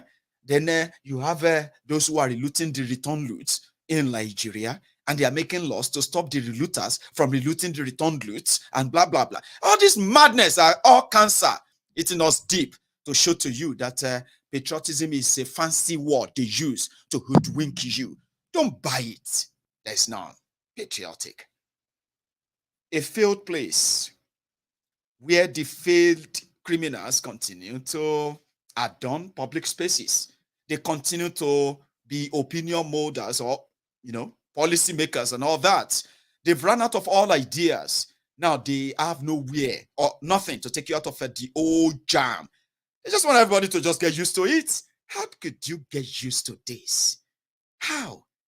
You can't pray your way out of it. Listen, there is more you will have to do. And I put that to you. If anybody love Nigeria seriously right now, you can cut the cancer. It's eating us deeper. I want to worry about the children of Yoruba land first. Then I want to worry about all children generally, because if if we are allowed to run our own affairs, do you know that taking care of our own children, especially from southern part of Nigeria or anywhere in the part of the world, I would say a priority that should have been a state policy, would never, ever, ever, right? If we had that, a state that has a protection for children, right, would never, ever, ever, ever pay huge amount of money to terrorists who hurt children, who harm children, who took children, raped them, put them in family ways, and not at the end of the day, they said they are repentant terrorists. A system that allows that is a cancer on a system on the people that never want to live like that. Do you understand that? So I would implore you to think this again. Nigeria is what you have right now, they say. But there's something that we had before Nigeria is first on us. And that thing is, as a Yoruba man, as an Ijebu man, is the humanity in me.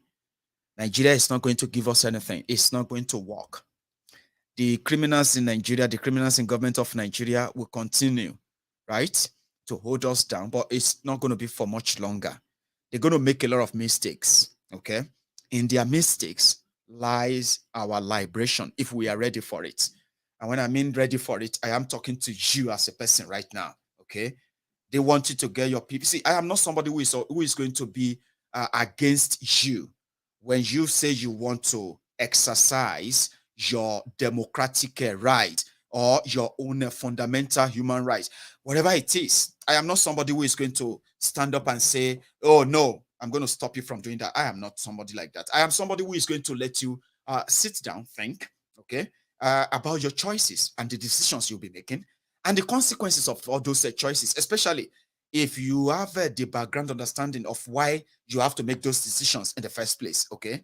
Because if I ask for Yoruba nation, that is a fundamental human right of mine that nobody should accuse, nobody should stop me from advocating for. Nobody should attack me. Nobody should attack you. You should be bold enough, as people are going about there now shouting PDP, APC, Peter Obi and the rest of them. You as a Yoruba man who believe in Yoruba nation more, who don't believe in Nigeria, you have that right to go out there, right, and then confess and profess that belief, right, with all manner of description and languages you might want to use. But Nigeria won't let you have that. Do you understand? So even though I believe that's my own right, that Nigeria wants to take away from me, taking it away from you, scaring you away from exercising them, right, that does not give us the right to be like that same Nigeria and say, if you see anyone who is, campaigning for this or that, then you have to attack them. Don't do that. You will become the same criminals who are attacking you for demanding for Biafra, for demanding for Yoruba nation. You know what that means? It simply means that you are now in a banana republic where everyone says, shut up your mouth, stop asking for Biafra. And people are being killed for it. Shut up your mouth, stop asking for Yoruba nation. We want one Nigeria. And people are being killed or jailed or exiled for that. That is what you and I would then have to build up against to make sure that they never have that courage. They never have that strength anymore, right? To kill you, to attack you, or send you out of town, exile you simply because you choose never to be part of the charade called one Nigeria. Is your right?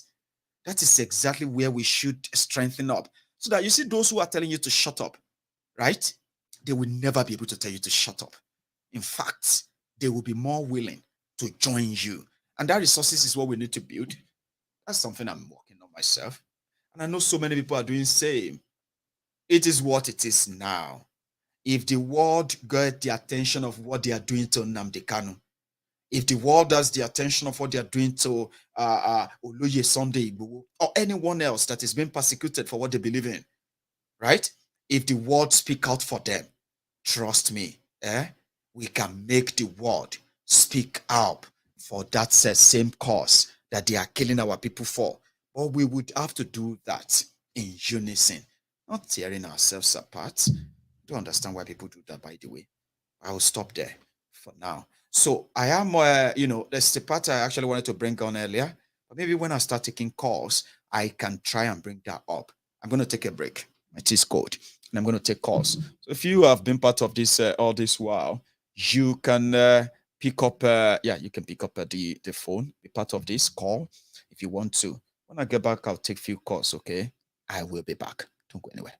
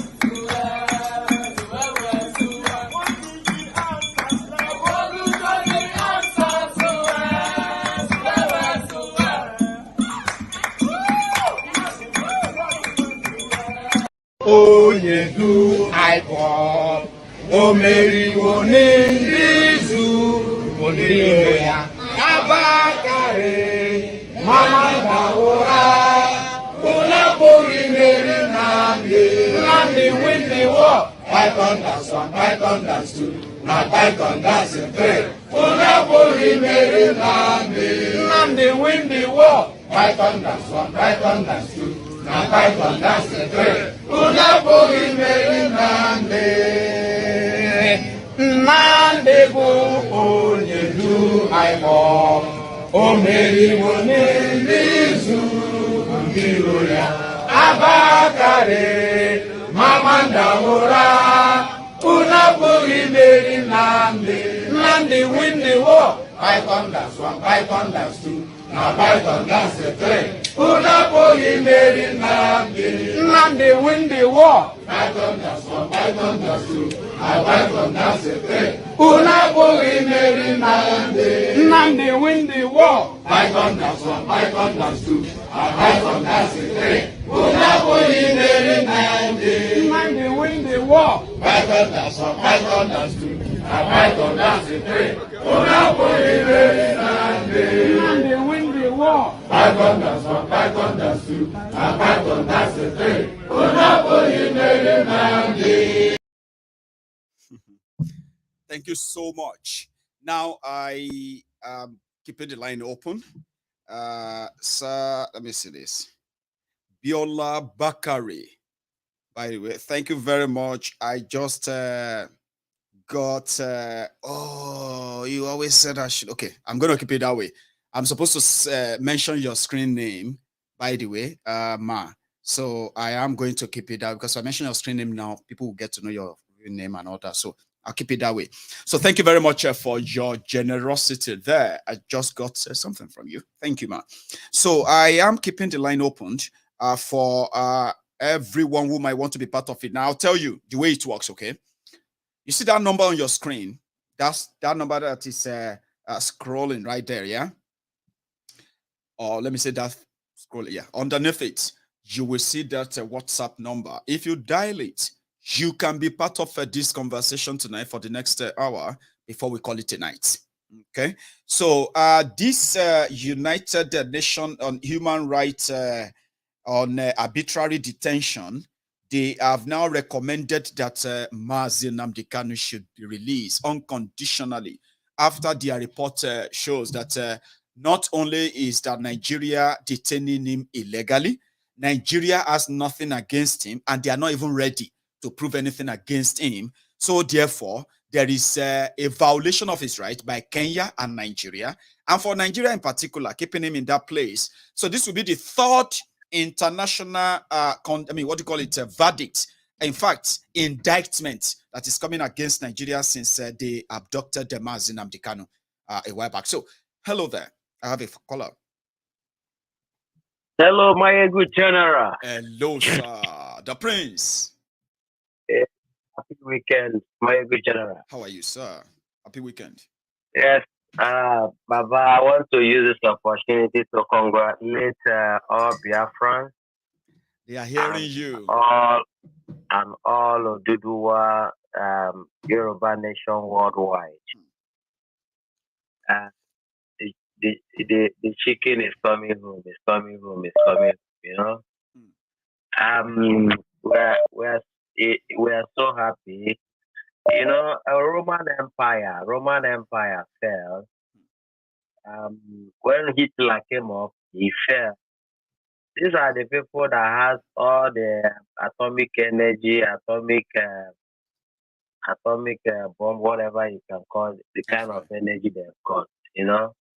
And they are making all these things by themselves. But Fulani is buying. Fulani went to buy Tucano jet to keep everybody. You see this terrorists they interviewed in this new BBC documentary, yeah? The guy said they collected over 600 million when they took all the Jangebe school children, yeah? And what did they use the money for? He said, we reinvested the money in weapons. That's what he said. That is it. That's what they are. You know, Nnamdi Kanu said that they have over 30 billion war chest. Yes. You know, so if you can remember, Nnamdi Kanu, over many years ago, Nnamdi Kanu has seen into everything that they are planning against every ethnic nation in Nigeria. That's right. You know, so the good news is that Yoruba today nation have now known where they are going. They have seen the future in what they are pursuing. The middle belt also, everyone they are on. You see Autumn every day. He keep on clamoring. They too are tired because Danjuma is from middle belt. You know, his people are being killed. He just keeping quiet because of the oil well that you see enjoying in Biafra land. You know, but your people are dying. You are still interested in oil well.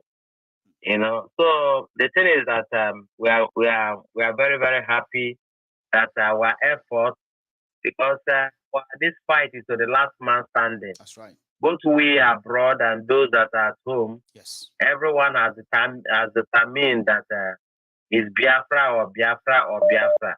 Right. No going back on it. And that we must get, because the terrorism of the Fulani has reached it has reached heaven. Heaven is even aware, not even UN and EU. Thank you so much, my good general. The way you are dissecting all these things, I don't know if only you is only this word that you are getting your inspiration. I believe it's from heaven, because you go too deep. You know, you go too deep. And reading through that report kind of rejigged me today, because it was like everything we've been saying all this while, right? We just never had the legal line, legal terms, and all of that to use. And I was so impressed that they detailed everything that they did to him, including torture, illegal detention in Kenya and everything. I'm like, man, I'm gonna talk about this tonight, because it's not different from what they would do to any of us if they lay their hands on us. Oh, that's wonderful. Maiyegun, you are so unique, honestly. Even this thing brings me back to what happened yesterday. You know, someone called you and it was a kind of saying you are not saying it the way it should be. I wonder where that person is coming from. Is it coming from Jupiter or where? Well, maybe the person is not no, it's not even people's opinion. I don't think he's a regular on this year program, because you are versatile. You touch it everywhere. In fact, what you are doing encompasses even the Yoruba, the Biafran, so the Middle Belt. So there's nobody. You are a foundation of other platforms. You understand? You are a foundation of other platforms. So for him to come and even say that you are not saying it enough, which way again can someone ever do justice on a topic or matter the way you've been doing it? Maiyegun, congratulations. Thank you so much. God bless. Congratulations to you too. I mean, you know, we all want Mazi out, and I can't wait. Trust me, I have said that there are many things I would have loved to say, but I'm going to hold them to myself until the day he walks out of that place. Because you know what? Baba, it's always better to hold on. Baba, you see, Nnamdi Kanu is coming out. I'm not just coming out. We don't want him coming out just to start talking again. It's Biafra. Into Biafra. That's where we are going. You understand? And Fulani knows this. They are just doing what they are doing is what you are watching film, the boss and the actor. You know, when it comes to the last fight, the boss will know that he's gonna lose. He will start to destroy everything. Exactly. He wants to destroy everything they can lay their hand on.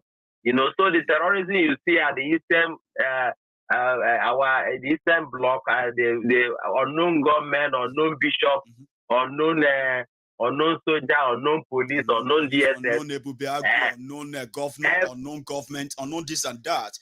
We know it's all deliberate. It's all deliberate. You can see that everything is failing. Everything is failing because the foolishness of this Fulani. Suddenly, unknown government, okay, East again. Have you noticed? Compared to the time that they were like pushing the Igbo presidency, Peter Obi, this and that, 3 months ago. Anything that happened in Eastern Nigeria and IPOB, anything, everything. Suddenly that one just died down in about 6 weeks now. You know, Maiyegun, they don't know. They thought that the world is foolish. You know, the world is a global village. They don't know that whatever they are doing there in Nigeria, even in the dark, in the night, in the dark of the night, America is seeing it. America is seeing it. The intel of what is going on there is America that isn't giving to Nigerian security agents.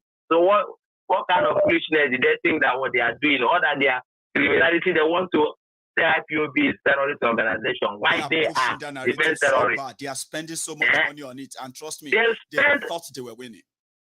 They spend all Nigerian money to keep Biafra away from going, because they believe that that is their lifeline. Their lifeline is depend on the resources of the South. You know, they believe that, and if Biafra go, the South, everybody will go. They said that if Biafra says they are going, if they allow you to really push for that referendum, it will be only una go. You are going to trigger a domino effect that a lot of ethnic nationalities in Nigeria will decide to go too. Because you know, one thing people don't understand about referendum is that now the Igbos go to decide the referendum. Nigerians don't go participate. Nobody in any part of Nigeria will participate. Only Igbos themselves will participate, decide their fate, right? But some people don't know why they don't want that to happen. It's because if the Igbos should try it and they should vote yes and leave, the rest of Nigeria will break up within 10 years. Like fast, like that. The Prince.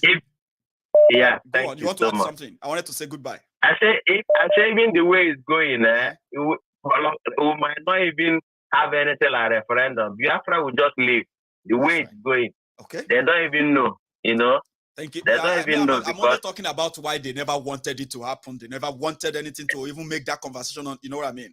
It's because they know that if it should happen, it will trigger domino effect all over the place. People will begin to say, we said no, they stay again, no, they leave. Like the bus. Yeah, right. It's gonna happen. They can't hold it. They can't hold it because nobody will live with this terrorism forever. Nobody will. It's not possible. No nation can progress with it. No. Thank you so much, Baba. No, thank you so much. Bless you. Bless you. Yeah, right. And you thank too. You, That's Prince Judgeman. So I 1 moment. I have another caller, by the way. Hello there. I don't know if he's connected. Can you hear me?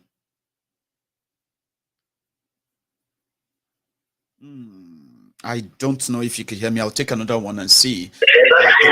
Hello. Maiyegun. Sir. Oh boy. See Who download your history? Who download your history?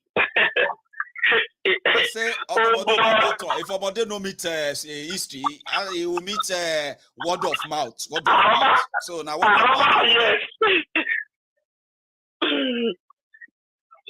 I call you because I love the Arab tips that you throw into the picture for people to understand how the mind of stupid religion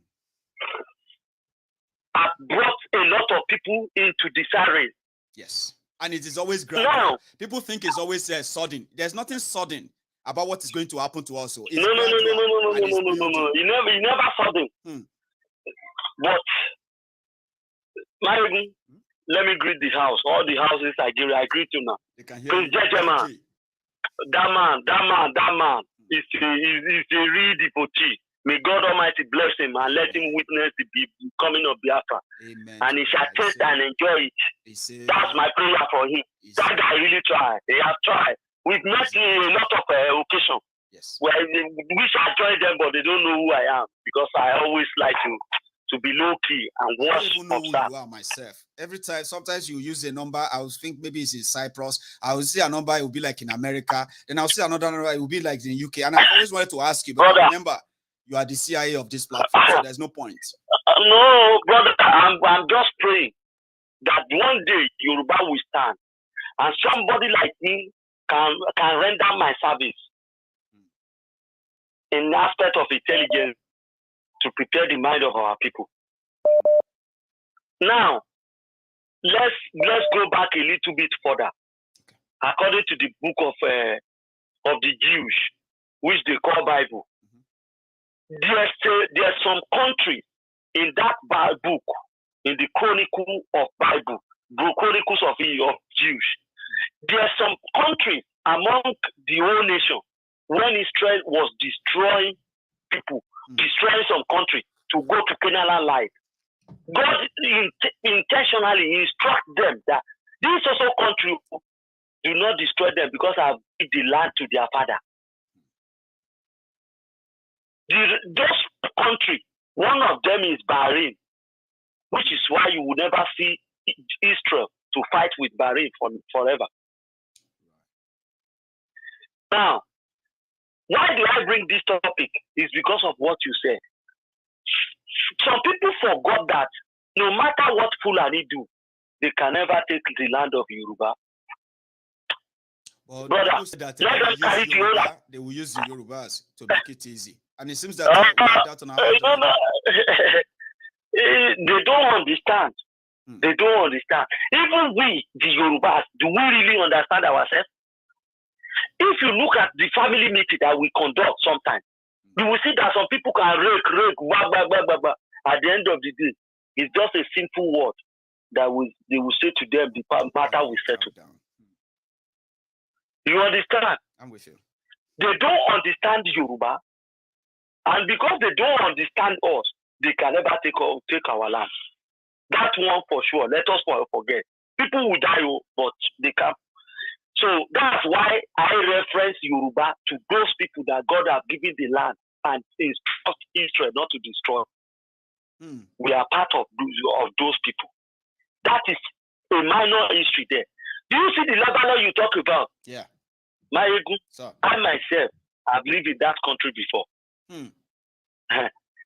2005, when their prime minister was killed, there's a mark in my tummy as I'm talking to you now, in my belly. If we fortunate to see each other, I will open it for you. Remember me, I will open my clothes, you see. Yeah. The shrapnel of the blast that killed the Hariri hit me in that belly. Thank God I wear double jacket. Thank God I wear double jacket. I was cleaning something on the window nearby this in at the downtown Beirut that day. It was third week that I left that country. Before that blast, the man that me and him were working together called me and told me that there's a problem coming in Lebanon and Syria. That I should start packing my load. That we should be going. Now, do you know why the prime minister was killed? How he was killed? He was told that they're going to kill a big man in the country that time. But he thought there was a man they call Walid Jumblat. If I'm not lying, anybody who knows Lebanon will know the Walid Jumblat. That man is one of the powerful politicians there. Very strong man. He thought that man they want to kill, that is not him, Rafik, that they will kill. Because he called that man, the general that told me this thing. That day, the general told me that I should leave. That he said, Rafik, call, there's a name they used in Arab. He said, he called John Black that they want to kill somebody, but he's not killing because he thought he has all the security. My brother, the TMT that killed this guy is about 100 meters long. So that, because you know how the cover of his car grow. Then, how did we get to that place? I want to give them, please, where I'm going it's not far, but where I'm going, the dash is a bit far. Do you know how they killed that guy? I would say don't go too far, okay, because of our time as well. Yes, that's why. Now, tell us. During the olden days, South Beirut was full of seculars. But they could under the disguise that we want to attack Israel. Yeah, under the disguise that we will attack Israel, we will defend Lebanon. That is when they now carry themselves and join Shiite. Then joining the Shiite, the North Lebanon are majority Sunni. Muslim. The West is in the middle of that country. The West of that country is secular, complete secular. You can't call them Christian. Because the life they live there is even more than America. But gradually, if I'm telling you today that the secular that we are talking about, they are not up to 10% today, you will not be. Not anymore now. They are not even up to 10%, they said. They started growing. They started feeling like, why are you doing that? Because their religion doesn't allow that. They were like, why are you, in the people's places, so where they have been like that for, all their lives. And before you know it, they started killing them. They are even the same. Like some Yorubas are Muslim now. That they are saying now. That's how they started. So that brought us to Muslim, all this noise. Even though a lot of things have been happening since early 80s, but nobody pay attention in Yoruba land. When all these our Pentecostals start their this thing, some Muslims fanatics have also injected themselves in the midst of Christians, pretending that they are doing crusade, joining them, while they're doing the underground to combat a lot of people. So, brother, it's only God can help us when it comes to that Nigeria something. But to my own conclusion, let everybody pray for the Yoruba to come.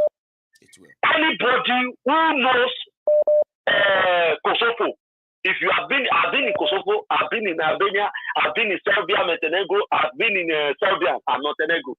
Brother, if you go there in the early year 2000, 2002, 2003, up to 2013, when you go there, you will see the differences. Go to Serbia today, my brother. You will never believe that they forever fought war. The country has changed completely. They upgrade themselves, develop. If those countries can survive, why can't we Yoruba do the same and try liberate ourselves? Let us go. All this will be this, to do good that, fake this thing. All of them, they are only fighting for their pocket, which they are foolish, as Bible said. They don't know who will inherit them. All the one about Abacha, loot. In Lebanon, Abacha built a house worth more than $25 million. The house is now belongs to Lebanese government. In Spain, Mobutu Sese Seko built the largest supermarket during his time. The supermarket was taken over by Spanish government. Why are they keeping the money they cannot spend? JJ, brother, let's thank you with so that. much for being part of it tonight as well. Yeah. Okay? So that's JJ for you. So if you're still watching us and you want to be part of the conversation, the number is on the screen. Okay. Usually it shouldn't take that long, but there are members who like to go all hog. You know what I mean? So hello there. Oh, he lost that. We lost that call. Okay. So the line is still kind of open. Let me see. Hello. Hello there. Somebody who is listening to his broadcast rather than listening to the phone. Hello there. Hey. Hello. Baba. Hey. How are you? Baba. I'm okay. Maiyegun the general. I'm a Kaleo. I could do it. I let me come back here. At the okay. Second caller, I'm over 35 so the second caller is right because no one Lebanon will go by. I spent at least 6 years in Lebanon. Wow. Beirut. I spent yeah. But the second caller so is 100% correct. But I'm going to let them analysis there. Lebanon ṣe bẹ̀rẹ̀ bó tó di pé àwọn Hezbollah àwọn take over bó tó di pé wọ́n introduce Muslim something yẹn. The caller is perfect. The word you say is correct, 100% correct.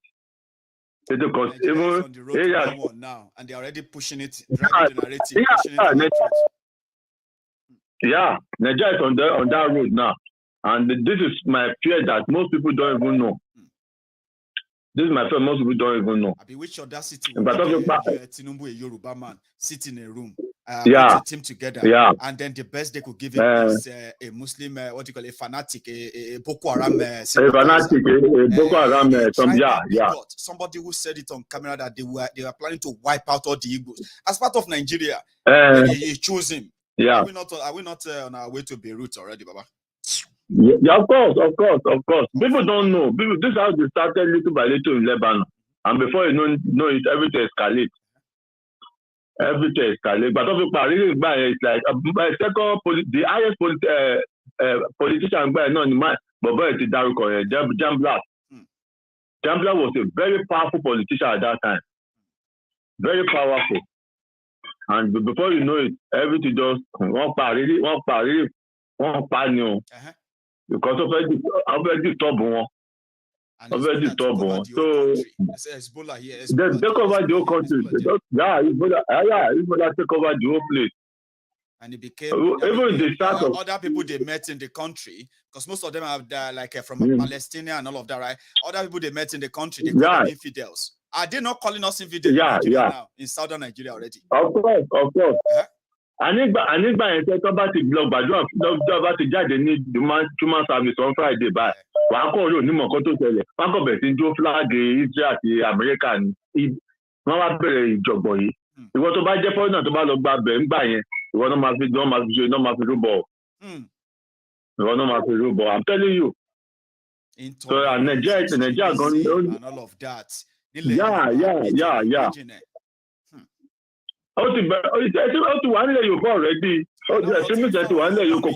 I've seen Yoruba Muslims, right, warning people that if they don't follow Tinubu Muslim ticket, they will, you will have to leave Yoruba land for us. So we don't want to see you in Yoruba.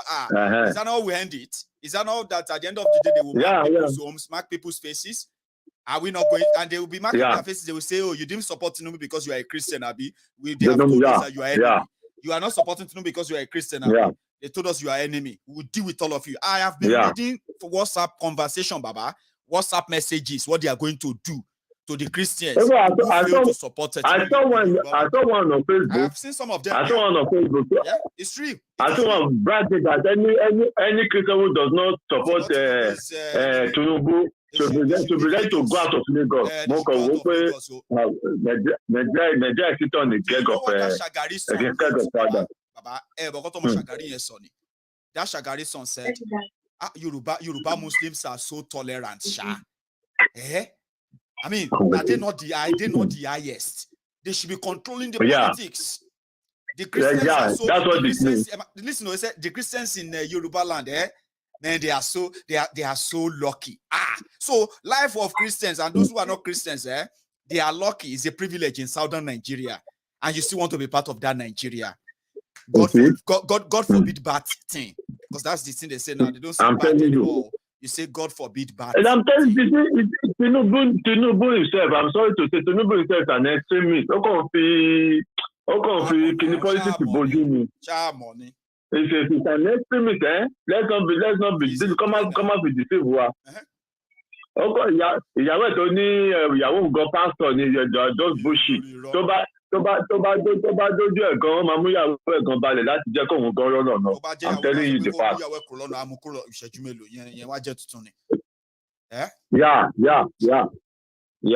Yeah.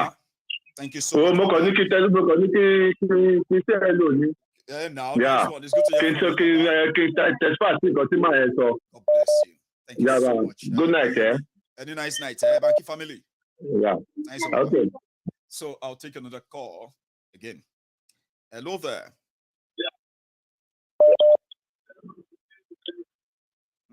Hello, can you hear me? Hello, sir. Yes, my brother. Hello, Maiyegun. Hello, sir. How are you? I'm good. My name is Uche Choba. I'm calling from Turkey, Istanbul. Class. That's another country that we've heard their history, and I'm glad you are calling from there. Is still better than that Lebanon we said earlier. So tell us, Uche, please.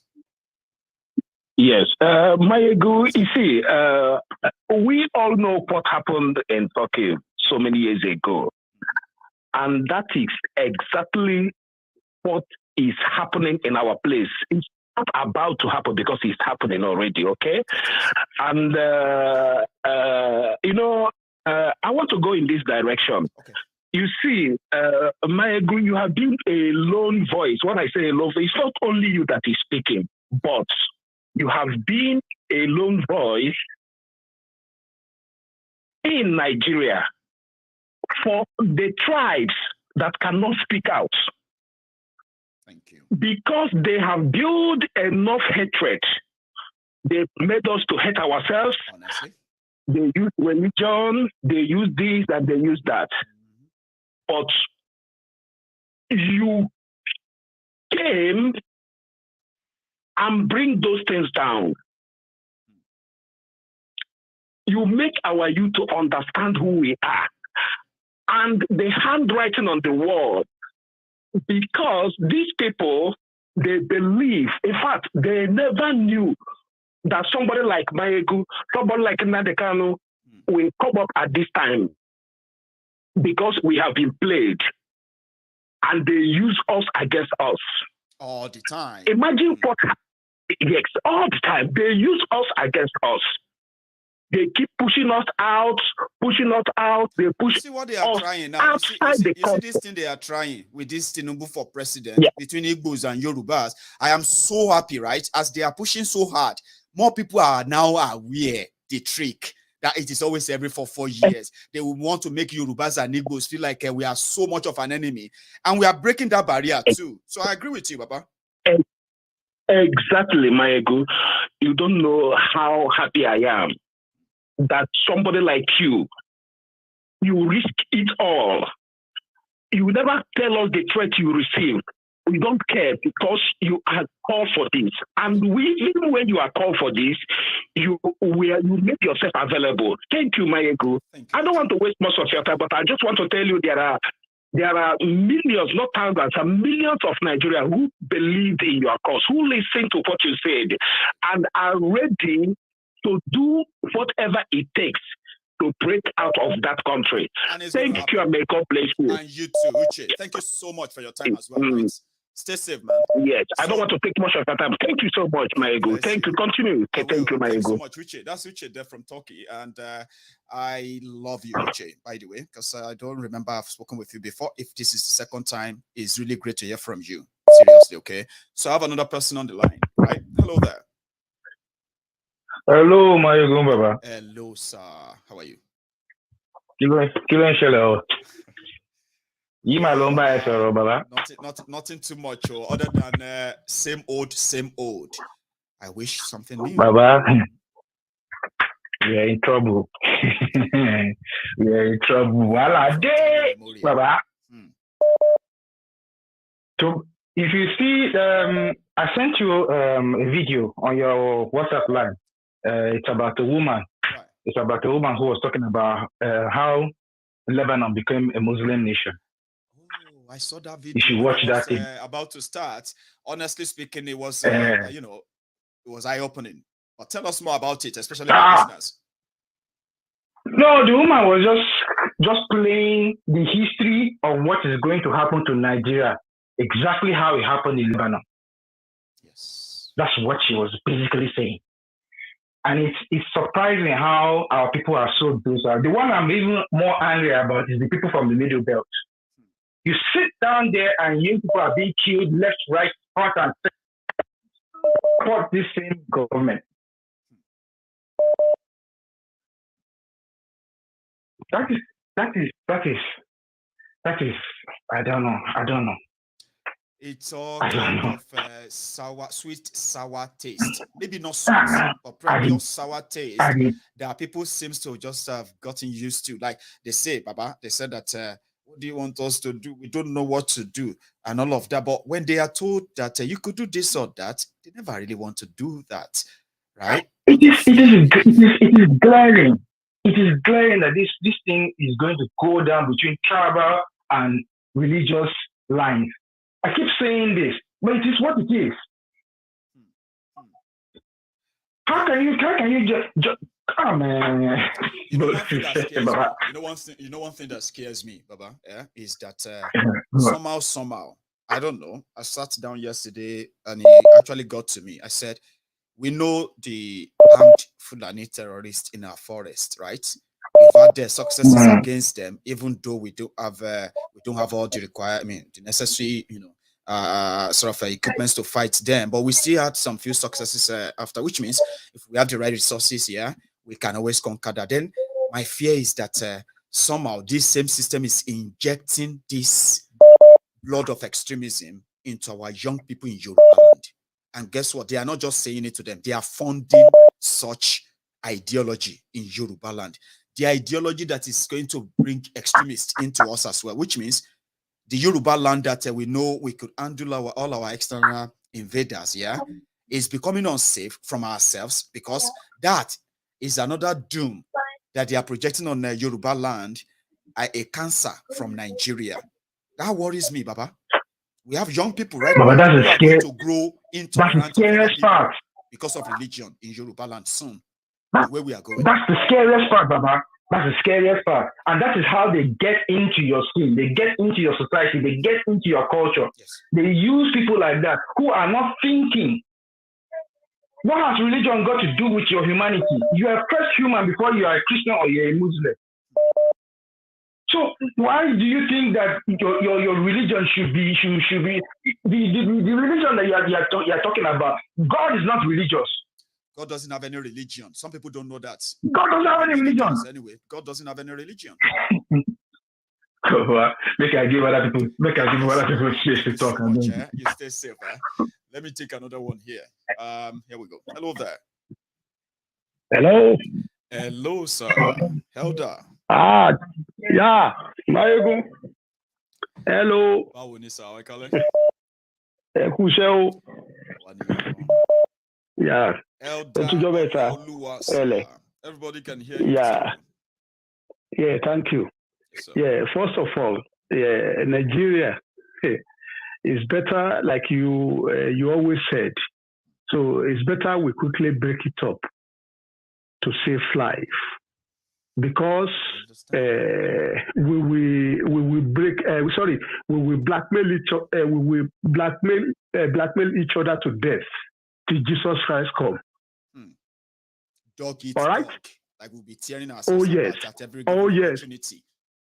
Oh yes, Maiyegun, ask yourself a question. Ask yourself a question.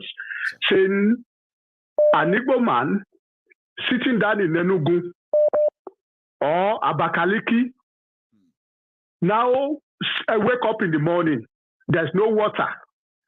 Are you listening to me? I am following you, sir. Okay, so that Igbo man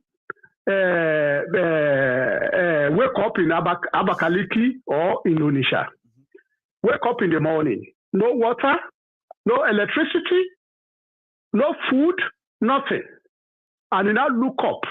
You now say, oh, if not because of this Yoruba man or this Hausa man, so they are the one that are responsible for me not to have electricity, not to have water, not to have all the necessary infrastructure for me to live a meaningful life. The same thing, that man in Ekiti, or in Ibadan, or in Badagry, wake up in the morning, start looking the face of the God, and start blackmailing Igbos, and blackmailing Hausa, or TV, say they are the one responsible for his own miserable life. The same thing, Hausa, Fulani, we do the same thing. Because the truth of the matter is this, Maiyegun, if you go to Ibadan, go to Bini, go to Yenegua, from there go to Enugu, from there go to Maiduguri and Katsina and Kano. Come down to Benue and Nasarawa, all of them like that. The ordinary people in Nigeria, they are facing the same terrible life. Very, very hard. Okay? That's right. Because the truth of the matter is this. Hausa Fulani, they've already conquered their people long time ago. Now, what the people in the south, whether in the southeast or in the southwest, what they are copying from them is that because they are worried, how come these people, how come are you able to conquer your people this way? Can't you see if a governor went to a certain ceremony in the north? Can't you see how people sit on the floor like an idiot? They conquer them. They say it's they conquer the people. No. You see, it's a conquered. They conquer them. Okay? They conquer the space and the people. Now, and that is the same thing the Southerners are copying from them now. Trying to weaken us and make us subjective to them, like that's right. I was talking to people. I was talking to. They will be hearing my voice now. Because they watch your program. Those people that they said they control Nigeria. I was talking to one of them about 4 days ago. Okay, in Yoruba land. Yes, all right. Then I said to them, I said, yes, sir. I said, I understand. But sometimes I look up. I just think, I don't think there's any reasonable or educated man is in Nigeria anymore. Because if you look at what is happening in Nigeria, you will not look at it like this from this angle. There was a time Mr. Nnamdi Kanu said Nigeria. Yes, he said Nigeria is a zoo. He said Nigeria is a zoo. To be honest, Kanu was too generous. Yeah, that's what people said. They say he's generous. Yes. In fact, that Nnamdi Kanu really want to say it. Nigeria zoo is organized. They say zoo is organized. Oh yes. You see how the animals they are respectfully. That's right. That's right. So now, if you look at what I mean by, let me go back to this blackmailing each other we are talking about. Yes, now, these political dispensations is on now. You understand? If you go to all these one Nigerian people in Lebanon now, is Obi, they are following easy. Go to Yoruba now. Go to Yoruba land now. All these one Nigerian people, you understand, is Tinubu. That's right. Go to the north. Go to the north. Atiku said something yesterday. Many people think Atiku is stupid. Okay. Atiku said the right thing. Atiku said in the north, because sometimes I look at Obi is a fool. You understand? You always use one language, say enabler. Is he actually a fool? Because a fool is somebody who doesn't know what he's doing. Some said he knows what he's doing, and eventually he's leading them back to Nigeria. Is it not? Maiyegun, all these people are fool because they think all of us are fool. So they are more fool. Okay. Because, for example, now, who told Obi is going to become president of Nigeria? Who told him? He's wasting his time. It's just that you always use one language. That language called enabler. It's an enabler. Just like two of them are enabler. They're just enabling the system. Validating the system. Validating the system. That's right. So that's right. What Obi is doing in that contest is just to blackmail Igbo in 2023 that Igbo participated. Back in Nigeria. That's right. The same thing Tinubu is doing, and this Tinubu, please, every Yoruba that hear me now, please, I want to say one prayer for Tinubu. If I say this prayer, please say amen more than 1,000 times. Tinubu is bringing serious problem to Yoruba land. I'm very sorry, and I'm happy. I'm happy you saw Obasanjo.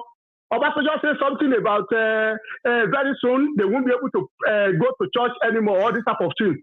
That is what is going to happen. I've told people, if Tinubu win the elections, if Tinubu win the election in 2023, in Yoruba land, Fulani will be feeding their animal, their cow.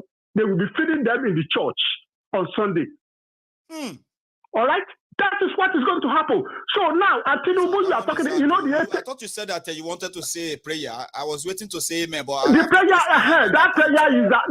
prayer is that if it's going to be tomorrow, they will pronounce Tinubu as the president of Nigeria. The God Almighty let him die today. If it's going to be pronounced. Have you thought about that prayer? Is it not better that make all of them know? I don't even know how you want to frame the prayer. Because if anything happened to him, maybe Shetima go there. Well, help me. You see,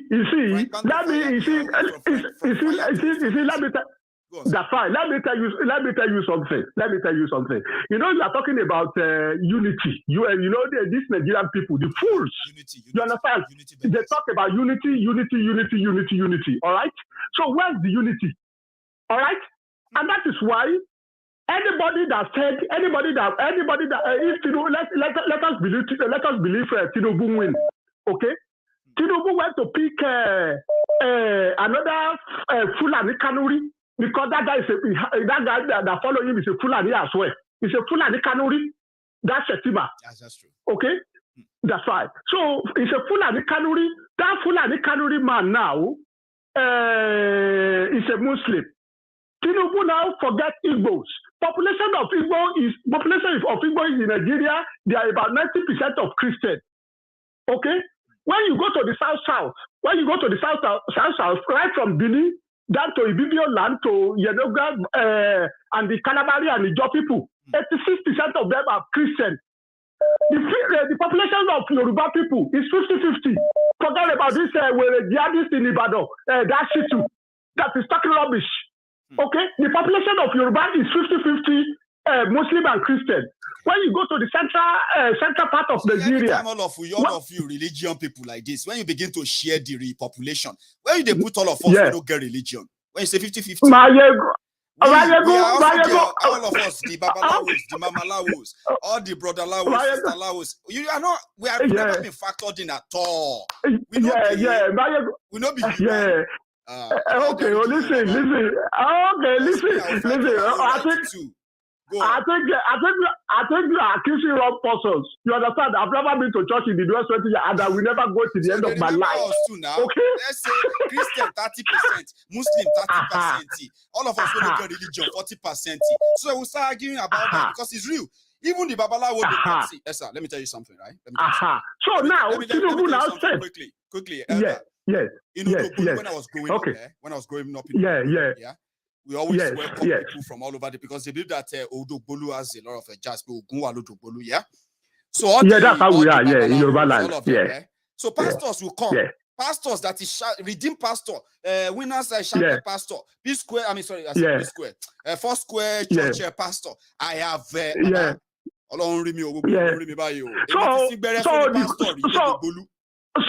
So the question.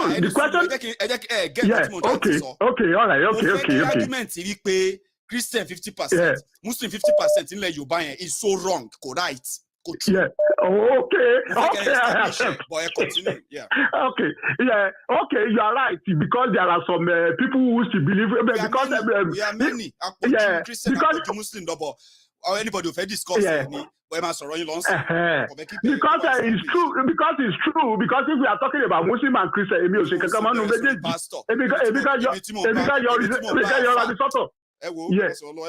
So it's what Tinubu himself, say I want Nigeria, say realize to pay 88 to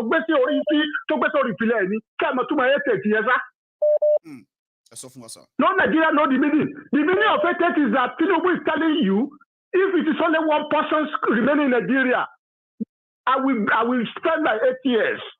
That is what he said. That man is so desperate. And now you now go and bring Muslim tickets. Okay? What about the other religions?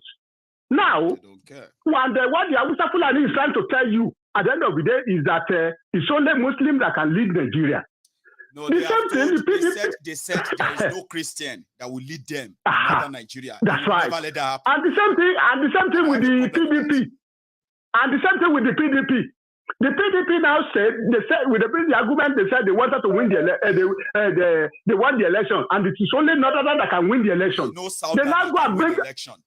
That's right. That's another one.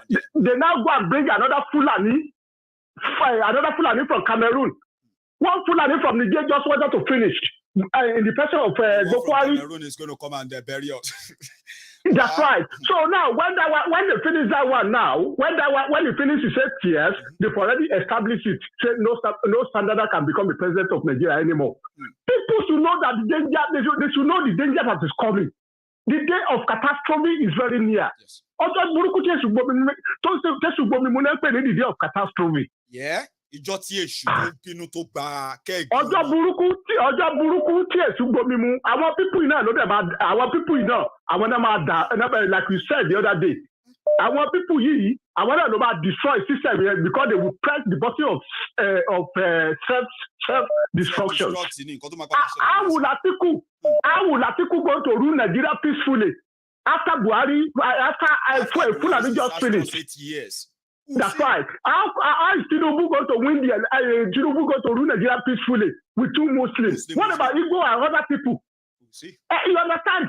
Mm-hmm. So they are full. Let them press the button of that destruction. I've told you, the election of 2023 is going to be the beginning of the solutions of Nigeria. And I said this before. I'm not a coward. I'm following the system. I've always been saying it. Nigeria is not going to be. Is going to papuka in the next 6 to 9 years. Thank you very much for giving me the chance. Yes. Is that when that happens, it is not your fault. It is not my fault. It is the fault of the criminals who chose to destroy everybody. And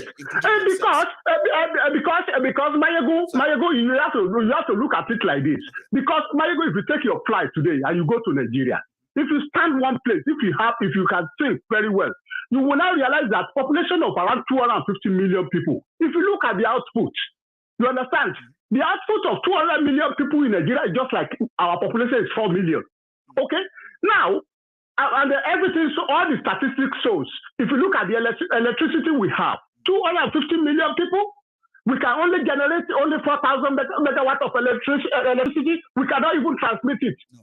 And we are not really lazy people, but the system has made Nigeria to become lazy. We are the laziest people in the whole world. Mm-hmm. Okay? When Ukraine is fighting war, you understand? They are still exporting. I know. Yeah, they are still exporting food. I know. They are still exporting food. They deal with Russia to allow grains to pass through the Black Sea. You know what I mean? Now, so that's right. They can let all the whole world running mad of, No, man. Ukraine, where they fight war. Me and you talk some other time. Thank you so much, sir. All right. Thank you very much. Have a good night. No. Thank you. I'll take one more, then I'll call it tonight, okay? Hello there. Hello, my brother. Hello, ma.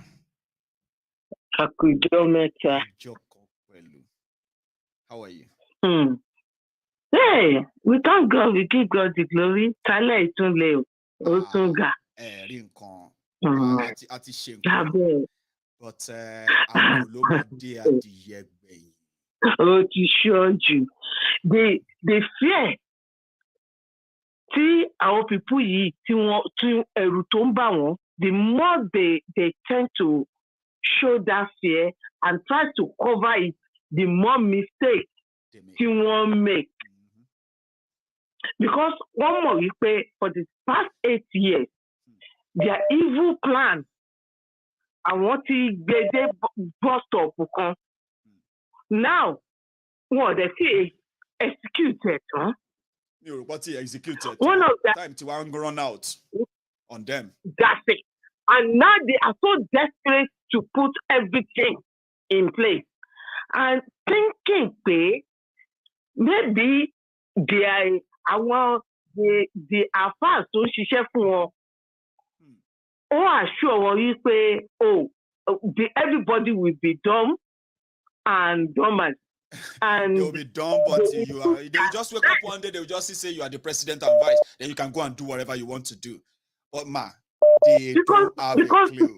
They are so entrenched in their so-called belief, people, most people, you can deceive all the people sometimes, or you can deceive some people all the time, but you cannot deceive all the people all the time. That's it. No. And this is one thing that they need to get into their skull. All this the plan. Ati Baba Kolu, Shogodele. Already. No history, no record. Kilo de Desperation. No.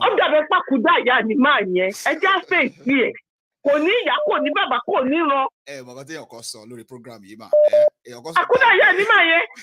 You also go akubi akudaya no like because you know so you know the people ya from nowhere boy ole je boya bi Benin Republic abi boya bi Gabon abi bi kan náà ni tó kàn di pé kò ní ro kò ní sí education. First 20 years of his life. Ibi tó ti lọ sí school rẹ̀, classmate ẹ̀ rẹ̀, àwọn tó jọ lọ sí school rẹ̀, ó kàn dédé. Nigeria needs to wake up. Yoruba needs to just wake up. And this man is so desperate. You read Desperation, you the level of his desperation over beyond this world. This man is so desperate and he doesn't care. And the more desperation on display, the more làwọn èèyàn don't read more. Exactly. A good example, only tàwọn ìtọ́gbé bride ìyàwó ẹ̀ sórí tó lòun dé fìlà bishop. Kí ló le tó yẹn ni mo ti ẹ̀ ń wò Ṣẹ̀tìmà ló tó idán yẹn. Can you imagine? Kí ló le tó yẹn? To convince who of what? Can you imagine? Kí la gbé kí la jù. Láti bishop láti Nigerian Christian kí ló le tó yẹn lójú ayé tá a sì ní bọ̀rọ̀ no Maiduguri. This is àwọn ibi táwọn èèyàn wà tẹ́pẹ́ all over the world nǹkan tó bá fẹ́ mọ́ ọmọ àmọ́ lẹ́sẹ̀kẹsẹ̀ ń sìn lọ́mọ sáré BCIA ni. But they could put that stunt man simply because, like you said, they believe all of us are going to be dumber and dumbest. And nobody will notice. These people, honestly speaking, they need to think.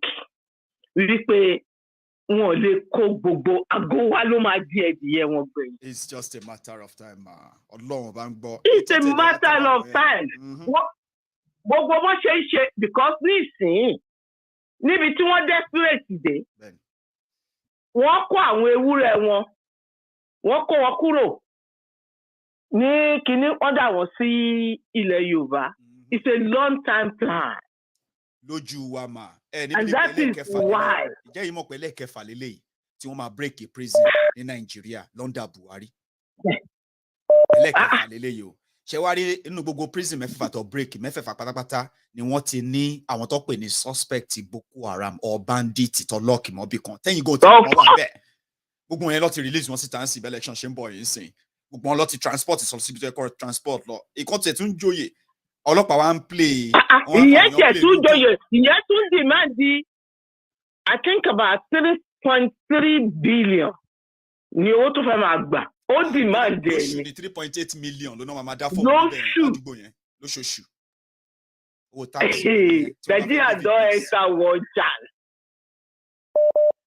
one child, a known terrorist tí ó lọ tí ó pa àìmọye èèyàn tí wọ́n gbé sí under wanted. These people think we are just stupid, or maybe our brain doesn't think, or we can't even think beyond our foot. I don't understand. This is a man that is wanted. Despite the fact that this man is labeled wanted. The police declared him wanted though. The day of his coronation, now the police they provide security for him. Nigeria. Can you imagine? They now said that Zamfara police cannot arrest him because it is only Katsina police that declared him wanted. Yeah, there is another one now, Turuji. His name is Turuji. That Turuji, used to sleep inside governor's house in in Zamfara. Like he's such a big boy, right?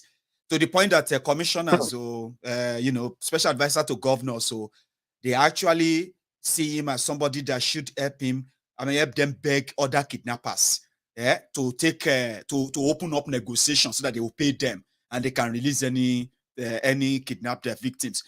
Between them, they know him. When Abuja heard about him, Zamfara now said, "We are declaring him wanted. He's a bad person. We've paid him a lot of money, but we realize that the guy makes more money, man. When government says you have kidnapped 100 people, we'll give you 20 million." The guy knows that if he takes even that idiot said it. They gave him 60 billion, and they used the money to buy weapons. More weapons, exactly. He said it. He said it black and white. Mo bi ti àwọn terrorists yẹn ti betray wọn ma. Mo bi tó ti betray wọn. Ṣé làwọn terrorists yẹn máa gbó lọ government, they will collect money from government. Ó lè jẹ́ 50 million. Then wọ́n á wò pé 100 people. Táwọn bá bẹ̀rẹ̀ sí ní gba 2 million, 3 million, or 100 people. That's 300 million naira. So they will collect government money. They will be waiting for them to release the victims. Then they will now start asking the family of the victims to bring the money. 10 million, 20 million, 30 million. And then we realized that it wasn't like any effort to stop terrorism. It's actually a business. All of them are involved. It's a big industry. Whatever they say, now Nigeria allow us to be part of it. If we are not part of Nigeria today, would they be making? No, the only solution is to break it, and they can take that and put it in the back. Whether they like it or not, sooner or later, kálukú máa gbé orúkọ bàbá ẹ̀ ó máa jẹ́ last ni. Yorùbá máa jẹ́ orúkọ fájà wọn. Àárọ̀ gbogbo àwọn tó kù. Yorùbá ń lọ, Biafra ń lọ. Àwọn tó bá dẹ́kun tó bá fẹ́ jókòó sílẹ̀, good luck to them. Àbí? Ìṣe ó dá wa lójú ni pé Yorùbá máa kúrò nínú ìgbèkùn yìí. Láìpẹ́ dẹ̀ ni. Ní agbára tó ń jẹ́ ti Ọlọ́run. Kọ́lù ò bá sọ pé òun fẹ́ fi gbogbo mọ̀lẹ́bí òun fẹ́ fi wọ́n ṣe ṣọtí. Kò lè fi Yorùbá ṣe ṣọtí kó mú yẹn lọ sí bank. Tábàárẹ̀ ẹni tó promise ẹ̀ ní nǹkan kọ́ lọ fún. Kò lè fi orúkọ Yorùbá kò lè fi Yorùbá ṣe ṣọtí o fún nǹkan tó fẹ́ fún o. Láíláí kó mú lọ sí bank kó fi pamọ́ síbẹ̀. Kọ́lù ò lè fi Yorùbá ṣe ṣọtí. Ò ní jẹ́ ṣọtí fún ẹ ní pẹ̀lú deal lẹ́kọ̀ọ́. Tó o bá dé 100% pé game non play. Tọ́ba kò lè wọlé náà. Káàtẹ̀ wọ́n sọ pé wọ́n jẹ́ kó wọlé. Kọ́lé lóṣù mẹ́ta kó tó padà nù.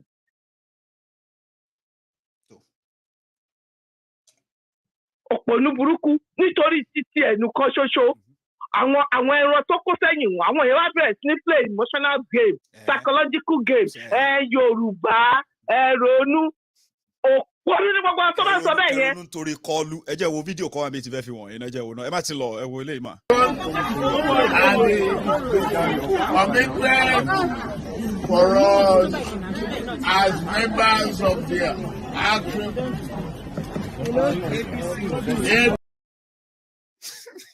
Olórí olóńgbọ̀n lọ́wọ́lọ́wọ́ báyìí. So èmi as a Yoruba man, I will sit down here. And I will say that is the best Yoruba has to offer. If they say Yoruba, go and bring somebody to be president of Nigeria, and then I will sit down and say that is the best from Yoruba land. I mean, if you don't get shit, commitment for us as members of the action.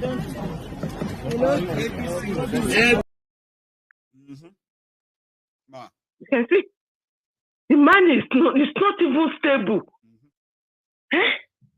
How do you want that to rule for 8 years? I mean, young people who still have their future ahead of them, right?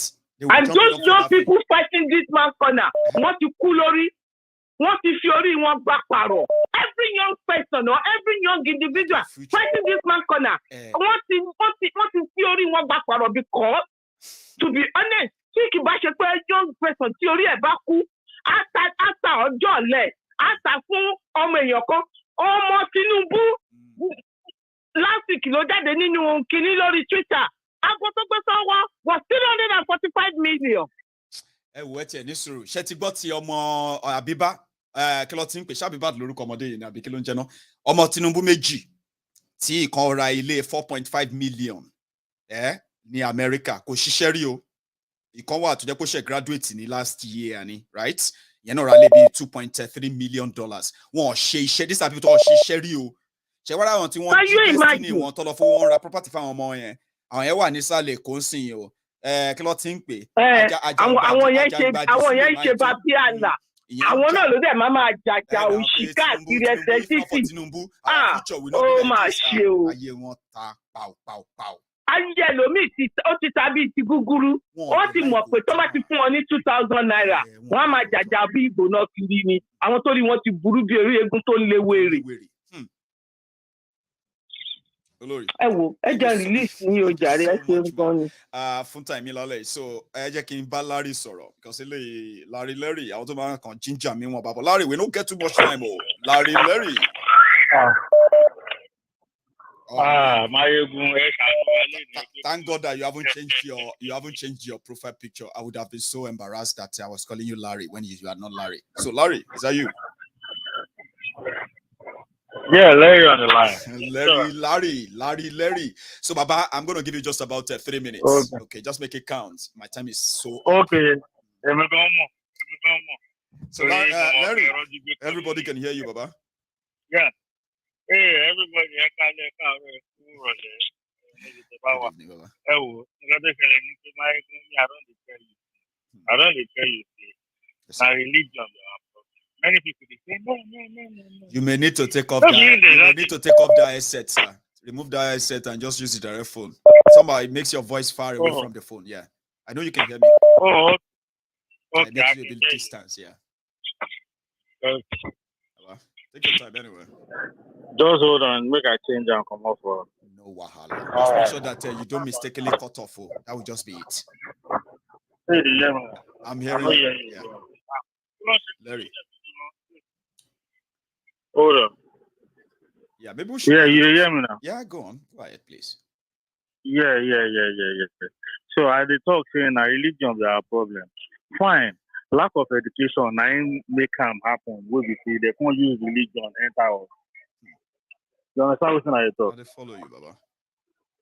Yeah, lack of education. Our educational system we don't crumble, so might make us get many agbero. You understand what I talk now? And they purposely did that, like we all know. You understand? So it's not a new thing. Now it's playing a long. In fact, it's giving us a very big lash on our back as Yorubas. But I would want to thank this imam that is in Olori or Muslim to one.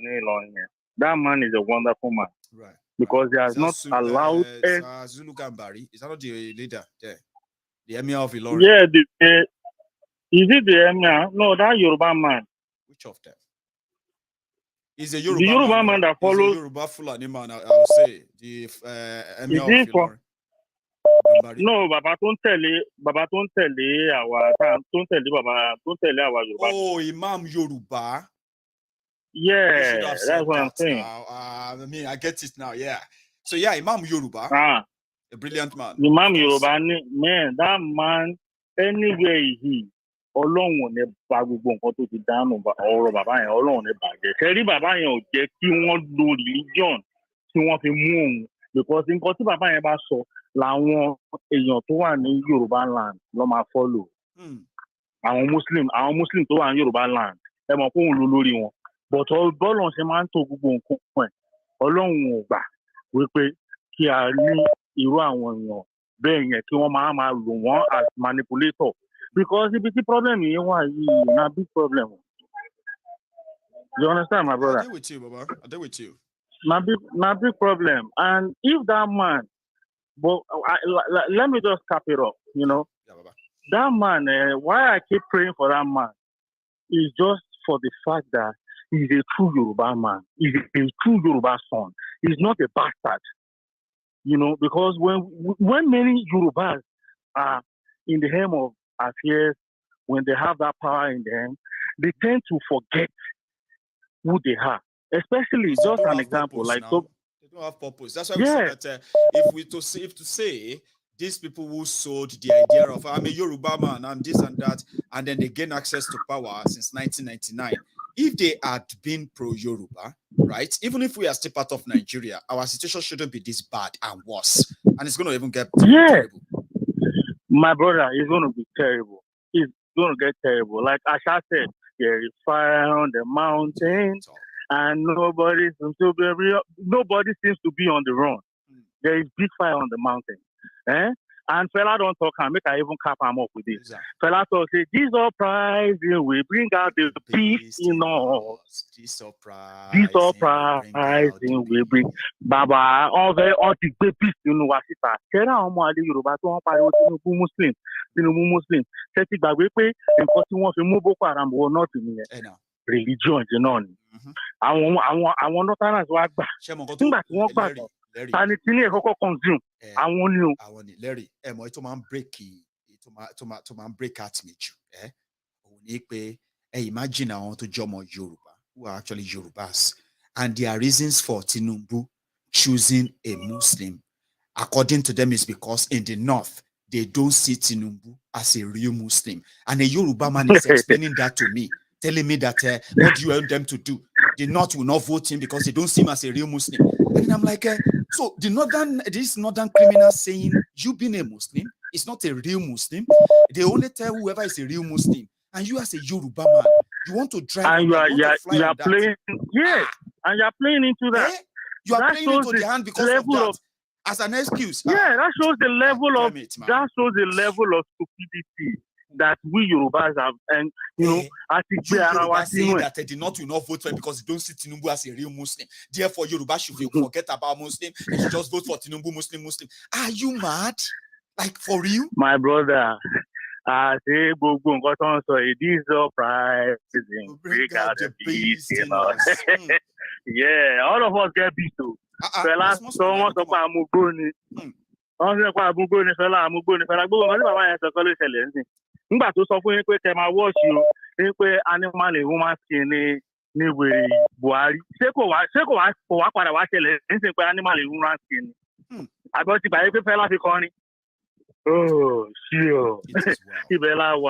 Thank you so my brother. I don't want to waste your time, man. Thank you, man. Thank you. I wish we had enough time to continue, but again. Yeah, I wanted to add more, but let me leave it that way. You should always call early, Larry. Yeah, don't always be the Egun all the time. Okay, so always call early. Right. Join us early. And all right, stay safe and my regards to the family. Have a good one, sir. All right, same man. Larry. Now, that's how we're going to draw the curtains tonight. Okay, thank you so much to everyone of you who turned up. I am kind of becoming scarce a little bit because I hope, I will be here some other time again and I can share the evening with you again. So thank you for sharing your evening with me tonight. If you're just joining us, you can take a time and watch it from the beginning again. It's quite interesting, especially the part where the United Nations on human rights abuses and then illegal detention, arbitrary detention, demanded for an immediate unconditional release of Mazi Nnamdi Kanu with compensation as well, including the Nigerian system to at least take a look at the demand of the Biafrans. Nnamdi Kanu is not just going to come out. It's going to come out with something that's going to be like a torch that will take you to Biafra. Stick around. Don't break up. Don't tear yourselves apart, okay? Stay as united as you have always been. The Biafrans, congratulations to you. The fact that Nigeria is spending hundreds of millions of dollars to get you buried. But guess what? The more they try to bury you, you are just germinating like the mustard seed. That even if you throw it in the midst of the rock, it will still germinate. Stay steadfast, stay faithful. I believe something good is on the horizon. To us, the Yorubas, of course, a lot of people are walking behind the scene. I have seen massive support for the Yoruba nation abroad and the coordination of same. So these resources, when it is judiciously used, right? The Biafrans, possibly when you exit, you are likely going to be seeing us behind you too. But before then, we need ourselves, like everyone have said on Maiyegun's Diary Politico, a platform where you feel comfortable enough to listen to a Yoruba man, and the Yoruba man listen to an Igbo man listen to another person from every other part of Nigeria, where we are beginning to see that even if I am not an Igbo man, if somebody is killed in Igbo land, right, I have every sense of responsibility to feel that shot. And sometimes if you are to put yourself in that picture, you are never, ever going to find an excuse for killing innocent people just because they want to keep a country, a contraption together. So then, on the other hand, it is also a saying that an injustice to one should be an injustice to all. Injustice anywhere should be an injustice everywhere, right? So before you become the victim, you might as well speak up for those who have been the victims. Because if you would want people to speak up for you, that on Maiyegun's Diary Politico is our own achievement. We've done it so well. And I've told my friends here that, we will build something that will eventually have to something that can help springboard us or jump us into that our own ever determined and desired united Yoruba land. Yoruba unity is not just a word anymore. It is going to be an action, an act that all of us would have to play our role in this regard. You can't do it if you have the animosity that Nigeria buried in you, the one they buried in many of us. Hate this person for no reason other than from where they come from. Hate killed that person for no reason, simply because of the religion they confess to. All of these things are now creeping their ways into Yoruba land. And I'm worried. I am worried for the life, for the type of Yoruba land my children will live in. And I'm not just going to just sit back and watch. I call on you to pay attention. Pay attention to where these rogues are taking us. It is not a good place. Yoruba land will become unsafe. Not from this Fulani terrorists that I believe we can handle, especially if we become, in a way, independent enough to face our own adversaries and enemies, right? But the other things that they are building or breeding in Yoruba land is that religious intolerance. Extremists will creep in. And before you know it, it's going to happen to us so fast. That can be our doom. So if there is anything done or damages done to us by Nigeria that you haven't really paid attention to much, the generational poverty, the deliberate underdevelopment and all of that, you see this inbreed and this indoctrination in Yoruba land, religious intolerance, extremism, they are coming and they're going to use them a lot in their elections, right? And guess what? It's going to get worse if you and I continue to play or feign ignorance. I won't. I am more concerned about that than even the Fulani terrorists that are currently, are ghosting in our forest. You should be worried too. The criminals are not taking us anywhere good, but a place of total ruins, generational destruction, something that you and I will never forgive ourselves if it comes to pass. So sorry if I spoke too long there. I hope you will understand what I'm saying. It's just a clarion call, a call to action that Nigeria is not helping us. It's doing a lot of damages to us, all for political gains of some individuals, right? If you continue to play along according to their book or playbook, right, we will all be gone, dead in no time. But before that happens, sometimes we would never have to, we wouldn't have to die on our knees. We'll die fighting for our lives. So thank you very much for your time. Once again, like the video, like the broadcast if you'd like to. And I'm going to see you some other time on this same platform. So good night.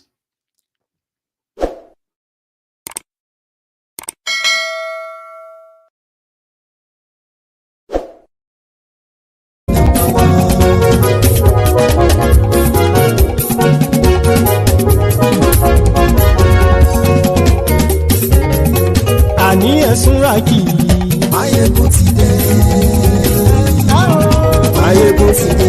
Ọ̀jẹ̀lú ẹ̀sùnra kì í. Maiyegun ti dé. Àní ẹ̀sùnra kì í. Maiyegun ti dé. Lórí Facebook. Maiyegun ti dé. Àní ẹ̀sùnra kì í. Maiyegun ti dé. Lórí YouTube. Maiyegun ti dé. Àní ẹ̀sùnra kì í. Maiyegun ti dé. Bọ́ba bá gbé wúrẹ́. Àní ẹ̀sùnra kì í. Maiyegun ti dé. Ijó ìgbádùn yẹ.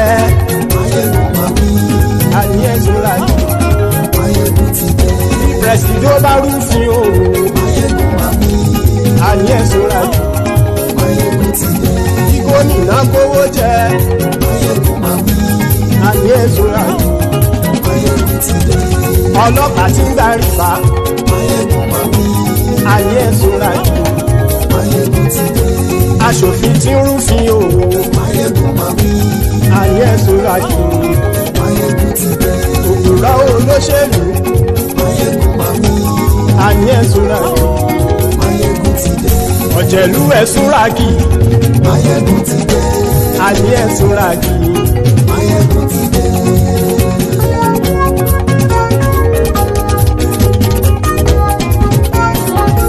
Maiyegun ti dé. Gbogbo ọ̀jẹ̀lú ẹ̀sùnra kì í.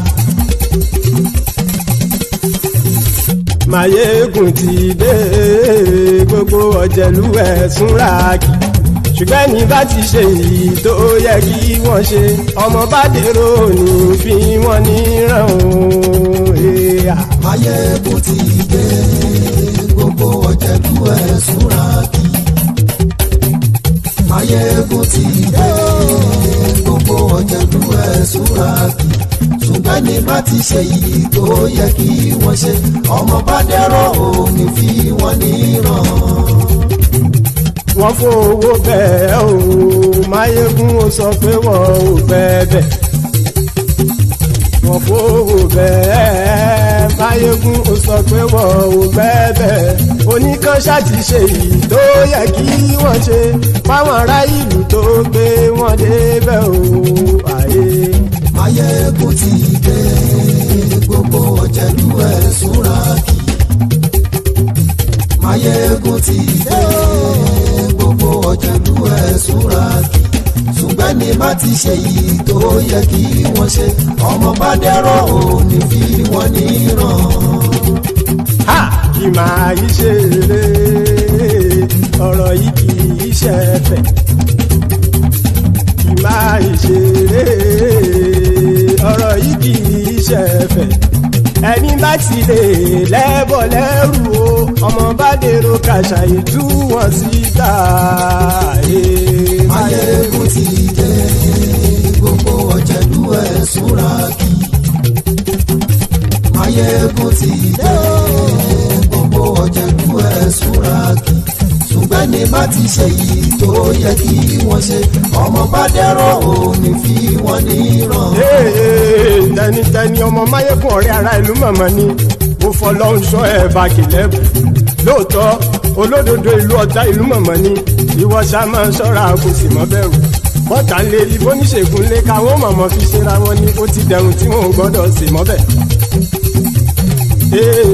èèpo ọ̀bọ lọmọ bá dérò tàjẹ́ ò gbọ́dọ̀ jẹ́ ó ti jọba lórí àbínú ẹni kò sì mọ́ fòyà àìsíwọ́lu ní ẹnìkẹ́ ìgbódì ẹyin lábàrá ó kó ẹni tó bá dán wò á kàmù. Maiyegun ti dé gbogbo ọ̀jẹ̀lú ẹ̀ túnra kì Maiyegun ti dé gbogbo ọ̀jẹ̀lú ẹ̀ túnra kì o ẹni bá ti ṣe yìí tó yẹ kí wọ́n ṣe ọmọ bá dèrò òní fi wọ́n níran o. Maiyegun ti dé gbogbo ọ̀jẹ̀lú ẹ̀ súra kì Maiyegun ti dé gbogbo ọ̀jẹ̀lú ẹ̀ súra kì ṣùgbọ́n ní bá ti ṣe yìí tó yẹ kí wọ́n ṣe ọmọ bá dẹ́rọ̀ ò ní fi wọ́n níran.